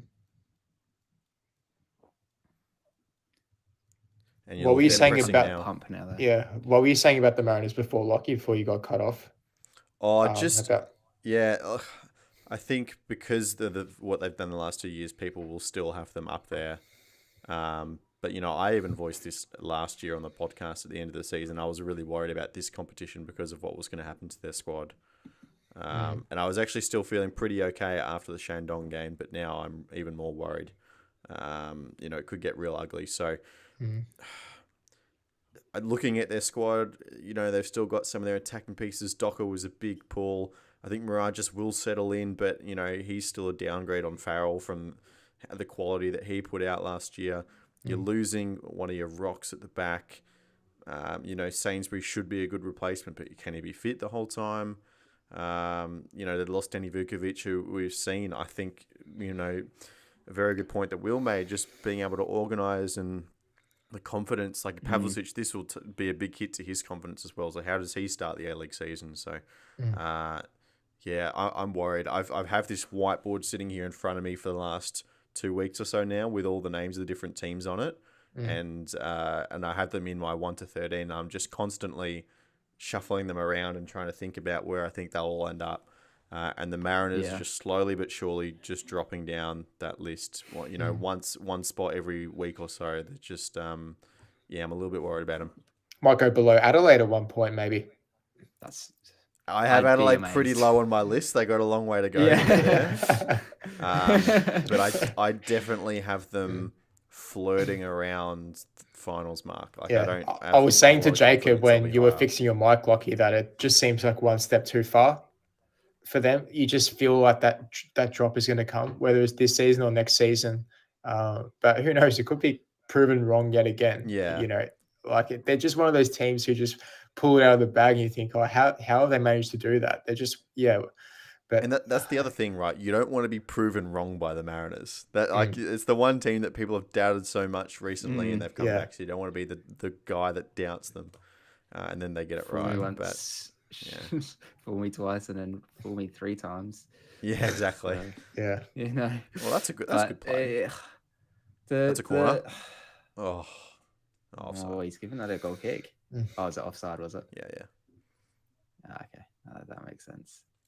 But the thing with the Mariners, right, is that it's that whole suffering from success thing, right? Is that now they've raised expectations for their own performances and from the fans. And if they don't live up to that, they'll be deemed a failure, even though realistically, considering where the Mariners were, 4 years ago, to be at this point now is pretty incredible. And to have had 2 championship wins, obviously the treble last season, that's enormous. Well, it's not like defending the titles it's going to be a problem for them because they've gone back to back, haven't they? Like that's not the issue. Usually it's when, you win the league once and you become the hunted, and that's when it unravels a bit. But they've proven that they can, still match it with that adversity, and they can overcome anything with the players they've lost over the past seasons. But this time around, I don't know, I just get a different feel. It's not a good vibe, but we'll see. Well, that's the thing. They've proven it. So now the fans will come to expect that. And, it's, I think Will has said in the past that they don't, the Mariners fans aren't ones to completely turn on the team and the players and things like that. Go to the training center and light flares. But remember as well, they lost their first 4 games last year. So, even Mariners fans, even if, the worst happens and they're lose their first 4 Champions League games, they lose their first 4 A-League games, they will still have an expectation that this team will be able to pull it around in some sense, which is just absolutely absurd. Yeah. Crazy. When are our predictions dropping, by the way? I can get up the schedule for you. We're going to do a full predictions video for YouTube and do our 1 to 13s for the Premiership, not the Championship. I can't wait to see how wrong I am. I know. I'm really excited for everyone to have a good think about it completely individually and just let some crazy ones. Because I think that we did it last year at Christmas because we only started the podcast at the start of the season, so we didn't have time to organise anything. Yeah. But because we'd all seen the start of the season, we were all fairly similar. But I think there's going to be a lot more variety this time. Yeah, I think Paletti and I literally had almost exactly the same, except for maybe 1 or 2 clubs which were sitting around. Ours were incredibly similar. Will that be part of the podcast as well, or just for YouTube? No, just for YouTube. So YouTube, we've got dropping on the 15th of October, so 2 weeks, and we'll record it on Tuesday of that week. So 2 weeks today, we'll record it. Yeah. And then we'll do some previews where we talk about the teams more specifically, and we'll give some looser kind of expectations. It's flown by so quickly. It just seems like yesterday that the season ended, the grand final we were watching, and now it's just coming around. I couldn't believe it. When they announced the Sky deal in New Zealand, they played the clip of the Zavada goal in the semi-final, and it was 5 months ago today. And I'm like, has that been 5 months? Yeah, it doesn't feel that way. Yeah. The year 3 months maybe, not 5. Yeah. It's crazy. It's good to be back though. Yeah. Finally, at least coming around. Yeah, I've missed it. Missed football. Oh yeah. Like there's something about actually going to a game in person that Yeah. like, it doesn't matter what level it's at. It's such a good experience compared to watching it on the TV. Like Mm.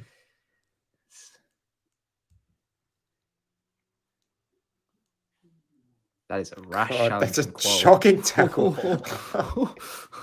He's lucky to escape a card there. How is that not a card? He's kept his cards in his pockets, not the Wow. ref. That's a shocker. Yeah, that's very bad. That's pure frustration. Yeah. Oh, And how are it's they just honestly, unlocking it's a looked line like that. it's looked like Victor Feja is the only player who's put in effort to win the ball back in the attacking third for the Mariners. Like there's a couple of times now where he's been really harassing the defenders when they get on the ball, and then he's had no support from anyone else, so he ends up fouling them. And it's like if somebody else steps in there, he doesn't have to go as hard, and you're not going to end up just giving them the free kick and having to reset and things like that. Like you can keep that pressure on, but I don't totally blame them now. Like it's hard to get motivation 2-0 down, 70 minutes red card. Like that's tough. Oh yes, Caltac. it's a great challenge. Oh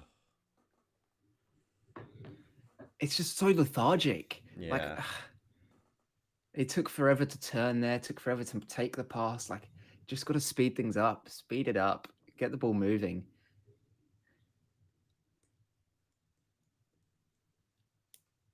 Well, if they were I mean, we know confident that that they were going to keep this run going from the AFC Cup into the top flight, they've got a rude awakening here. Yeah. Yeah, there's not as many of those are played really well, but we're just unlucky sort of excuses that they had with Shandong. It's a case of, at least from what I've seen in the second half, they've been thoroughly outplayed. Yep. Look at the space even the wingers are finding themselves in here. That's out. Maybe not. Sure, that's out. Oh, jeez. But Docker's been absolutely exposed twice now in that same sort of situation where the winger's just driven straight past him and he's not even put in a challenge. And Yeah, you just think, you can't play passive in those situations. Like, so we were saying this in the first half as well. You're right that they were overloading that right side. And this was when Docker was playing off the left. I know he's shifted now, but they were overloading that right side, and Docker was tucking in, probably by instruction, right, to just hold the shape with the four in midfield. But it was just allowing numbers down that right consistently. Yeah, this guy looks like Bruno Fernandes. He does. Yeah, he really does.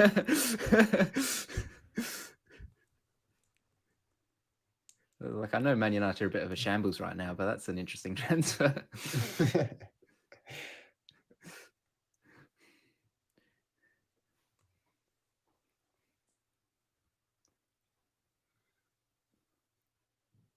Meanwhile, Buriram... okay. Sorry, go on.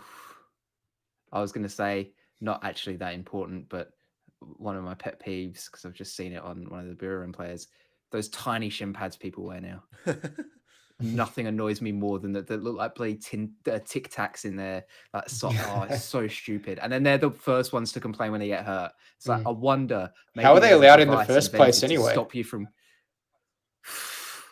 I don't know.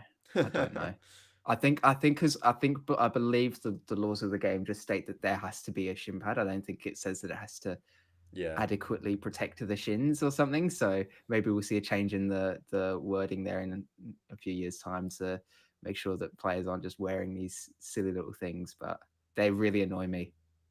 Meanwhile, on the other side of this, Buriram, they must be feeling pretty good. They've just beaten the Australian treble winners away from home and held the Japanese champions to a draw in their first game. So sitting 4 points for the start of their league phase, they must be very happy. And we were saying when we found out that they'd managed to get that draw, is that an indictment on, the Japanese side, or is it showing how good Buriram are? Like, and it seems to be suggesting the latter, that actually Buriram are here to compete and they're not going to go down easily. Throw in a fact, couple they're of not going Aussies to go in the down mix. at all. It's Not a foregone that's right. conclusion though, Lockie. What do you mean? That the Mariners can You- still come back? Yeah, the Buriram can get a red card and 10v10. Who knows? 2 quick goals in the Mariners. You never The know. Mariners are good, but I've seen nothing in this team that suggests that they could come back from this. Even just like the enthusiasm and the passion, like that's the number one thing you want to see to drive. A few moments ago, Lockie admitted that never write off this team, and now he's just completely written them off. Well, I think he means more over the length of a season. Yeah. But still, it's the Mariners. Like, look at this. This is actually really, really clever from Buriram. What they're doing is and this is something that I know people always complain about, is, why'd you play around at the back when there's the press? It's really dangerous, sort of thing. But they're showing exactly why you should be doing. But they're showing exactly why you should be doing that, because they're inviting that press from the front of Edmondson and Quoll, and that's just opening up so much space between the lines for their players to move into and picking out those passes, and that's what started that move there. Yeah, that shows the benefits of playing like that. You do need to have players who are confident on the ball at the back and confident under pressure and things, but you can see the benefits of it. It's huge because it opens up so much of the pitch for you, and that's what they've done really well. So, yep.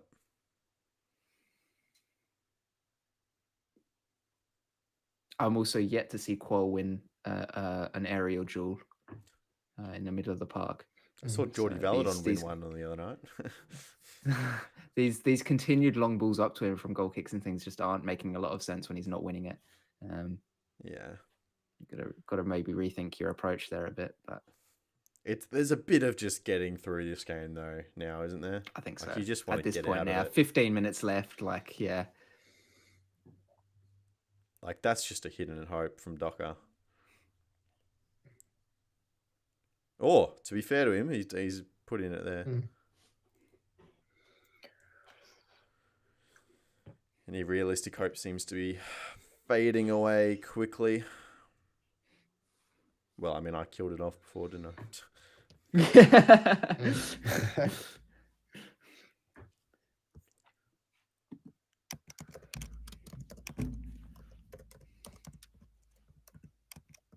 What does their fixture list look like, I wonder, to start the A-League season?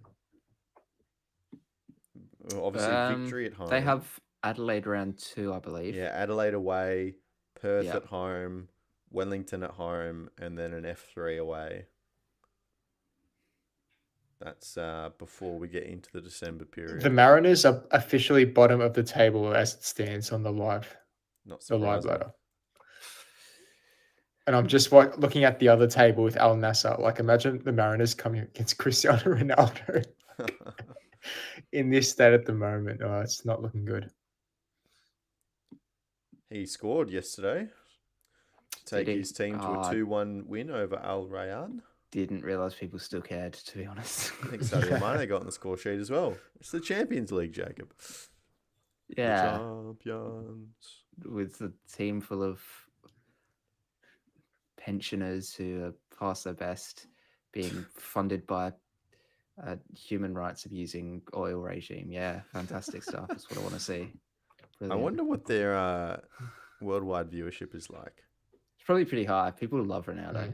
People do love Ronaldo. And there's other players there. There's Benzema.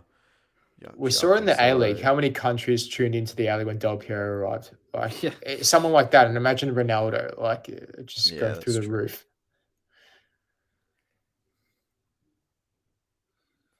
So we got, in fact, Buriram are actually sitting top of the East at the moment. This is the first game of matchday 2 in the East. The West played yesterday, or at least most of them did. Buriram 4 points currently on top. Guangzhou, Shanghai, Shandong, Kawasaki. That's Shanghai Shandong. No, what was it? Shanghai. Where's my? No, give me the. Okay, it's not.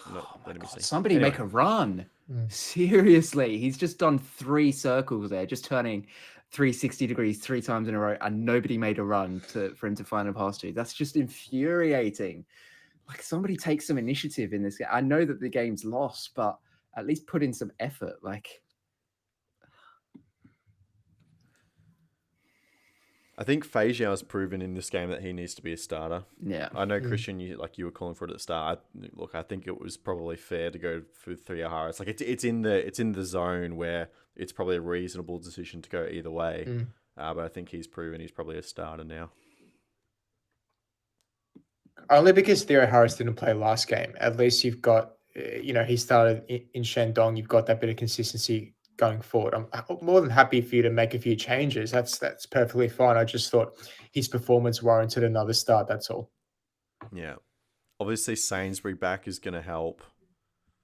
But you would have thought Storm Roo, Mirages, they're going to be your fullbacks. I think to allow Docker to be forward of the ball, perhaps. Yeah. Or maybe you don't want that. Maybe you No, want. I think that's the smart move, because so far he just hasn't looked quite up to it defensively. He's looked a step behind, his marker most of the time, and they're just completely passive there. Like, Yeah, he wasn't marking him, was he? He was not, and now he's lost him in behind. He doesn't quite look comfortable defensively, and that's fine. Like, you don't have to be. He can play as a winger. And just utilize him as an attacking threat. That's fine. But I think it's a decision that Jackson's going to have to make, is, do I persist with him in this fullback role where, we might concede space, concede goals because of it, and then hopefully be able to make that back double with his attacking output? Or do we just focus solely on attack and mean that we have to bring in another fullback and, all that sort of stuff, and maybe change the formation around a bit? Goalkeeper has to come rushing out again there. It's they're not dealing well with these long balls at all. It's like they're being told to hold their line through everything, and it's just, sometimes you do actually need to drop off and cover and sweep in behind, which was something Caltech was doing well against Shandong for the most part.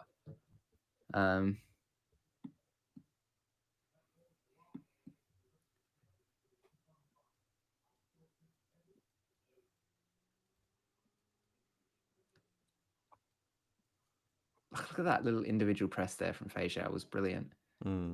Didn't result in anything because he didn't have anyone backing him up until he'd already given up. But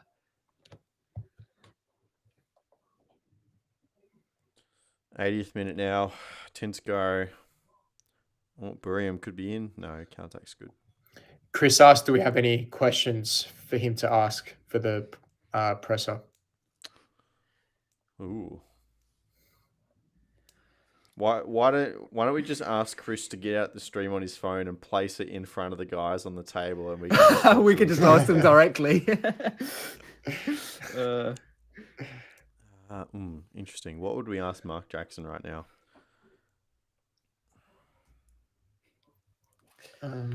I wonder what the belief is like in the squad at the moment, because they as we talked about, they had that really poor run at the start of last year and turned it around, but their squad's gone again. They've really not looked good tonight. It's only 2 competitive games into the season, but just the last half hour of sitting on the field, being a man down, knowing that you're not going to win this game, and having to live through that and just have your mind turning for 30 minutes. I wonder what that does to the mentality of a team. There you go. Good. Sum that up in one sentence. How are the lads feeling tonight? Or Chris could be listening to the live stream as we speak, and maybe he just is, relaying them. Yeah. I just like, you talk about those, like, the wins that turn seasons around, and, like, the first game of the season, and how important it is to get off to a good start and set that tone. Well, this is setting the tone in the opposite respect. You've literally had to play 30 minutes of football knowing that you're not going to win a game. And that can suck. Kalai is asking for the score. It is 2-0 currently to Buriram United. Mariners yet to put one past. Buriram well deserving of their lead. Yeah. And red card as clear as you get. The Mariners can have no complaints. They were poor tonight. Yeah. I mean, my question to him would be: do you persist with this defensive structure of having sort of the one centre back a bit deeper, and they're finding these balls there we so go. easy, so Oh easy, dear.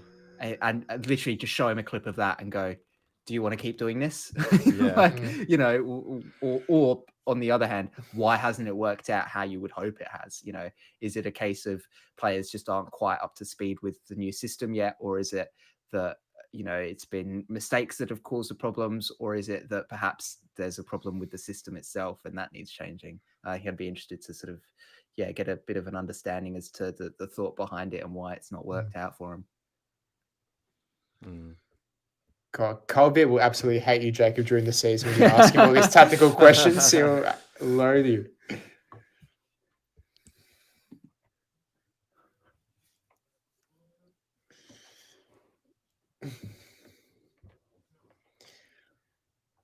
No, I'm actually from that victory Adelaide game, I did see some things that I actually really liked from Adelaide. So I'm not as down on them now as I was before. There were some things, especially considering that it was a defensive unit consisting of, I don't think there was actually a single defender in that, because we had no, Javi Lopez was in, wasn't he? So Javi Lopez, but then you've got Dylan Paredes, who's a winger, Ryan Kitto, who's a winger but has played fullback for the last couple of seasons, and Isaias, who is a midfielder, and were able to do pretty well against the victory. So I saw some things that I did like, and in the midfield throughout preseason as well. So Qual want to flick on, Jacob. Qual won. He's 1-1. There we go. Mark it down. Yellow card. It's got to be a yellow. Referee, get the card out of your pocket. He's just grabbed him around the neck. So blatant. How are you not giving yellow cards for these? It's like this is like an Ali Reza Fagani type thing, you know. Where you know what? Actually, watching the cup final on the weekend, Jonathan Barrero is usually a very strict, authoritarian referee. He let a lot go on Sunday night. I was very surprised. That's not his usual That's got to be an offside. Oh, the flag is down. Oh my God, Caltac. It was offside. Jeez. That's so far off. That's not even he's not even close to onside there. Caltac's just going like, what? Did Wachowski get a little touch there? A little flick on it maybe. Good save. It did look like it slowed up a bit in the air. Yeah. Anyway, yeah, Jonathan Barrero, I thought he let a lot go, which is really not his usual style. He's usually quite hot on things. Maybe he was told, don't ruin the game. All right, settle down. Arsenal tragic. That's I understand referees. Sometimes there's a tendency to want to do things differently in finals, which is probably a bit natural. But I feel like you just got to. It's the thing of like game by game. You've got to evaluate. You've got to evaluate sort of the atmosphere of the game, not like in the general context, but just on the pitch between players and things. And you can sort of tell before they've even kicked off what it's going to be like. And then whether you're going to want to. This one's onside, but he's got well done. But that there is because the fullbacks haven't done their work. So the centre backs have had to split, and that's left that space right through the centre for him to drive through. The fullbacks or the mids, like in that area? Well, I mean, there it was Caltac had to step up. And then who's centre back? Is it Paul next to him? Yeah. He'd shifted across to cover for Docker. Right. It was sort of a combination of both, I suppose. But if Docker was a bit further deeper, Paul could come more central and track that runner, but couldn't because he had to move across to make sure that the wide areas had enough coverage. So I think that's a combination of both, perhaps. But it's still an issue of players not doing the defensive work that's causing the centre-backs to have to do more than they are actually capable of doing, right? Because you can't have two players doing the work of four. As much as you'd love to have that, it's just not possible. You could get the best centre-back in the world and ask him to do the job of a whole defensive unit, and he wouldn't be able Mirageous is so out of position here. He's not Could even be tracking 3. back. Look at that. Yeah, that's what I'm talking about. Like it's just there's no effort put in getting back to help defend. Where we're talking nowadays constantly about that sort of idea of the rest defense, right? Where once the ball's moving in the opposite direction, you get everybody that you can back as quickly as possible and set up into your defensive structure. We're just not seeing it from the Mariners, and that's where some of those problems have come from. If Danny Vukovic is there, that doesn't happen. That work rate issue. I don't care how many goals down they are. If you have Danny Vukovic, He's goal screaming yelling at them the whole time. You're running back a lot harder than that. Is he going to do a Philip Curto and sprint the whole length of the field to have a spray? Probably. Man, that's honestly made me rethink a lot of things about the Mariners. And look, it's always dangerous being too reactionary at this point in the season. But it's just definitely worrying signs. Yeah. Even there, like trying to nutmeg him from the, I don't know, from your own defensive half. Like just progress the ball, play it up forward, do something. Mm-hmm. I know you got to take a risk, but not that big of a risk. Like don't,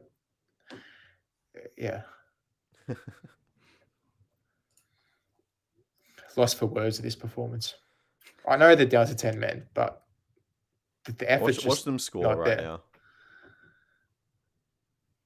Just like turn. Someone give him a call so he knows that there's no man there and just turn. It's just too easy for him to play out. 100%. Has there been a Mariners player that's been like done their reputation good tonight? Like using the old Shane Warne quote, whenever, obviously cricket works in a very different way. So whenever you get to the end of a tour, he'd always say, who's enhanced their reputation at the end of this tour? I don't think there's a single Mariners player that has enhanced their reputation from this game. No. Well, from tour, do you mean the opening 2 games or just this game? Well, I mean just this game, but yeah. I'd probably say if you had to choose one, McCalmont, especially in that first half, I liked. Yeah, that's true. I liked that's him. True. Besides that, hard to pick anyone really. Definitely the defense haven't done themselves any favors. That's a proper rush corner, that. And I don't think it's as simple as saying Sainsbury's out of this game, and that's why. Oh no, it's not. No. There's deeper problems than just Trent Sainsbury's. Well, even out. he wasn't perfect against. Yeah, Shandong, exactly. It's players are going to make mistakes. Doesn't matter if they are even a step up from what you're currently playing. They're still going to make mistakes at some point. So. I also don't think it would be proper to necessarily blame Mark Jackson too much as well. Like he didn't set the team up in the best way to succeed, but obviously against his opposition, it's always hard to know exactly what that actually is.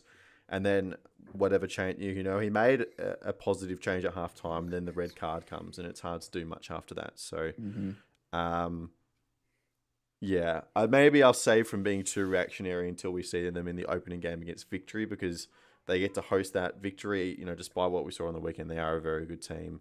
I have them up in my top 3. I'll be no more specific than that. Spoiler alert. But they're going to be a good side. So that's going to if they lose that one by a couple of goals as well. And obviously it depends on performance as well. But strike one, I think I'll say.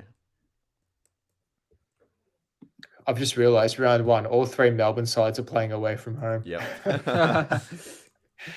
No press box for you. Now you know how South Australia felt with the Australia Cup for the most part. Had 3 teams and not a single home game. You got one game. We got one. Stages? Yeah.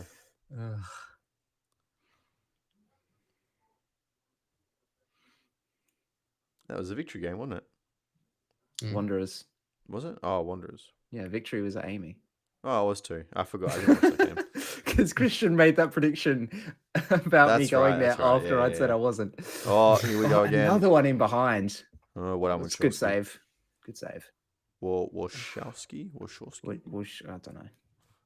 That's your question for Mark Jackson. How do you pronounce his name? We'll get Will to tell us, because we're going to have to learn it for the next one. Yeah. Pavlicic, I'm assuming. Look at this. This is what I'm talking about in terms of one game. In terms of speeding the tempo up a bit, because now they've found themselves between the lines and the ball's moving. They're getting forwards. when they slow it down, that's when the problems occur. 6 minutes of additional time. I don't think anyone was really That's after that. that's but got to be against the Geneva Convention at this point, right? Like crimes we could against do with a humanity. full-time whistle. I think everyone would be appreciative of that. Yeah.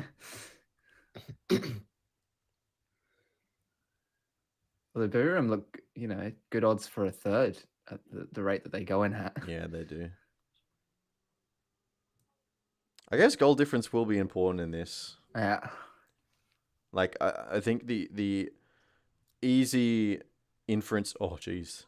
The easy inference to make is that in a bigger league, goal difference will mean less, but than like a traditional group of four. But if you're not just paired with teams that could be really high or really below. Like, you're going to be close to someone, right, in a 12-team league. We see it at the end of traditional domestic leagues every year. So I think goal difference will matter. And I was looking at 8 games. I was looking at the table before. It's hard to see 4 teams that will finish below the Mariners in terms of, they're all really strong teams. Don't stain the obvious, but who do you pick as the 4 teams to go below the Mariners if the Mariners are to progress? It's so hard to pick. Well, that's the thing, right? Like, you go purely on rankings, and you've got China, Japan, and Korea are the teams. South Korea are the nations with 3 teams in the league. And then you've got Australia, Thailand, and Malaysia with 1. Well, then you naturally assume that those 3 teams are going to be lowest. Like, maybe like the 3rd Chinese, or the 3rd Japanese, or the 3rd Korean team is in there as well. But then you're only got 6 teams to deal with, and Central Coast has now lost to one of them, so that makes it very tough. Yeah. It's a bit, I think, going to be a case of the Mariners have to make their own destiny here. If they want to go through, they're going to have to, beat the real top sides that are going to be going through. Well, Buriram's probably looking at this point like they will, but some of the others as well, because nothing's a guarantee in football, but they've not done themselves any favors starting out. And losses. That's a great finish! Oh my god! Lucas Mirage from absolutely nowhere. Minute and What a a half finish, still. son. Oh my god! Maybe I we told did you need it's 6 the minutes of Mariners. added time. What the? What That's on come out of absolute nowhere. earth? I don't think he's. No, he has meant to hit that, hasn't he? Yeah. Oh yeah, absolutely. He was That's- getting pulled down as I thought well. he was trying to do like a dinky little pass, and it's like as he's getting pulled down, he's put the Jeez. power on it. But that's a great hit. It's a strike and a half. All right. Well, we're going to see about 90 seconds of all-out Mariners pressing, you'd think, here. You'd assume. But there you go. Just take some shots, boys. Like, Just take some shots. Press the ball. Come on, get up and about. Yeah, hoof it, Caltech. That's like, that's the least helpful thing in that scenario. Oh god. Kick it into the stands. Yeah, good work. Well, they've got a matter of probably a minute or less to make a chance at a second here. Gee, what a goal that is. I just brought great life out hit. of absolutely strike. nothing. Oh my god, Caltech. What are you doing? He's flown in. God, since we've praised Caltech, he's been on the Oh, they're going to the corner flag here. Yeah, game over, you'd feel. Smart move. They still have 30 seconds, surely, from the celebration. When I'm Mirageous. So want it back, plays the pass. Well, and maybe the ball gets stuck Mirageous at feet. is his reputation. Nah, I think now. defensively he's been way too poor to even that Okay, goal fair enough. make up for it. Like, you can't play as a fullback and not put in any defensive effort. Game I'm over. sorry, but There it is. yeah. Full time. Wow, they gave it a crack in the end, but Buriram 2-1, too good over the Central Coast Mariners. I think we've kind of given it all we have to say. I don't think there's a whole lot more to add. Do we have anything else we want to say before we sign off? Jacob. Yeah, I kind of interrupted there. Sorry. All I'll say is hopefully they turn it around, because on their day they are an entertaining side to watch, the Mariners, and it would be a shame for them to to be putting out more performances like that than performances that we saw against Shandong, because I think that they showed how good they can be. They were just unlucky in that game. In this one, they were not very good at all. So yeah, hopefully this is just a little blip, and not an indication that there's some problems perhaps with the way that they set up about playing football. It's only 2 competitive games, but it just shows that there's going to be bumps in the road this season for the Mariners. We said it earlier. I mean, we just have to be careful about their expectations and how high we raise them, because some of the effort in that game just wasn't up to standard. You're playing at home. They know that they need at least a point to get themselves back into this campaign. Fine, you can lose to Shandong, first competitive game back. That was their sort of excuse to say, okay, just easing their way back into it. But Lockie even mentioned a couple of times, that excuse can only run so long. And now after this, they really need to start cracking down and getting some results. Otherwise, this league phase in this group, it's difficult to pick because they're so evenly matched. And we know there's already a few teams there who are, I guess you could probably argue, miles ahead of the Mariners right now with their seasons just ending. They're in the zone. So yeah, for the Mariners, it's going to be very difficult from here on in to see them progressing. Yeah, all right. I think you two have summed it up well. Tough for the Mariners. Defeat today means that they're on 0 points after the first 2 match days. 6 games more to go. They're going to have to climb out of the pile to get qualification done to the knockout stage of the Asian Champions League Elite. I think it's AFC Champions League Elite, actually, is the technical name, but well, we'll deal with it. Get it right, Lockie. They get it right. I know. People probably search up Asian Champions League more than they do AFC. Yeah, 100%. Anyway, I do anyway, so. All right, that'll do from us tonight. Sydney FC back on Thursday away, I think, where they are. They're in the Philippines, I think, against Kaya. So good opportunity for them, hopefully,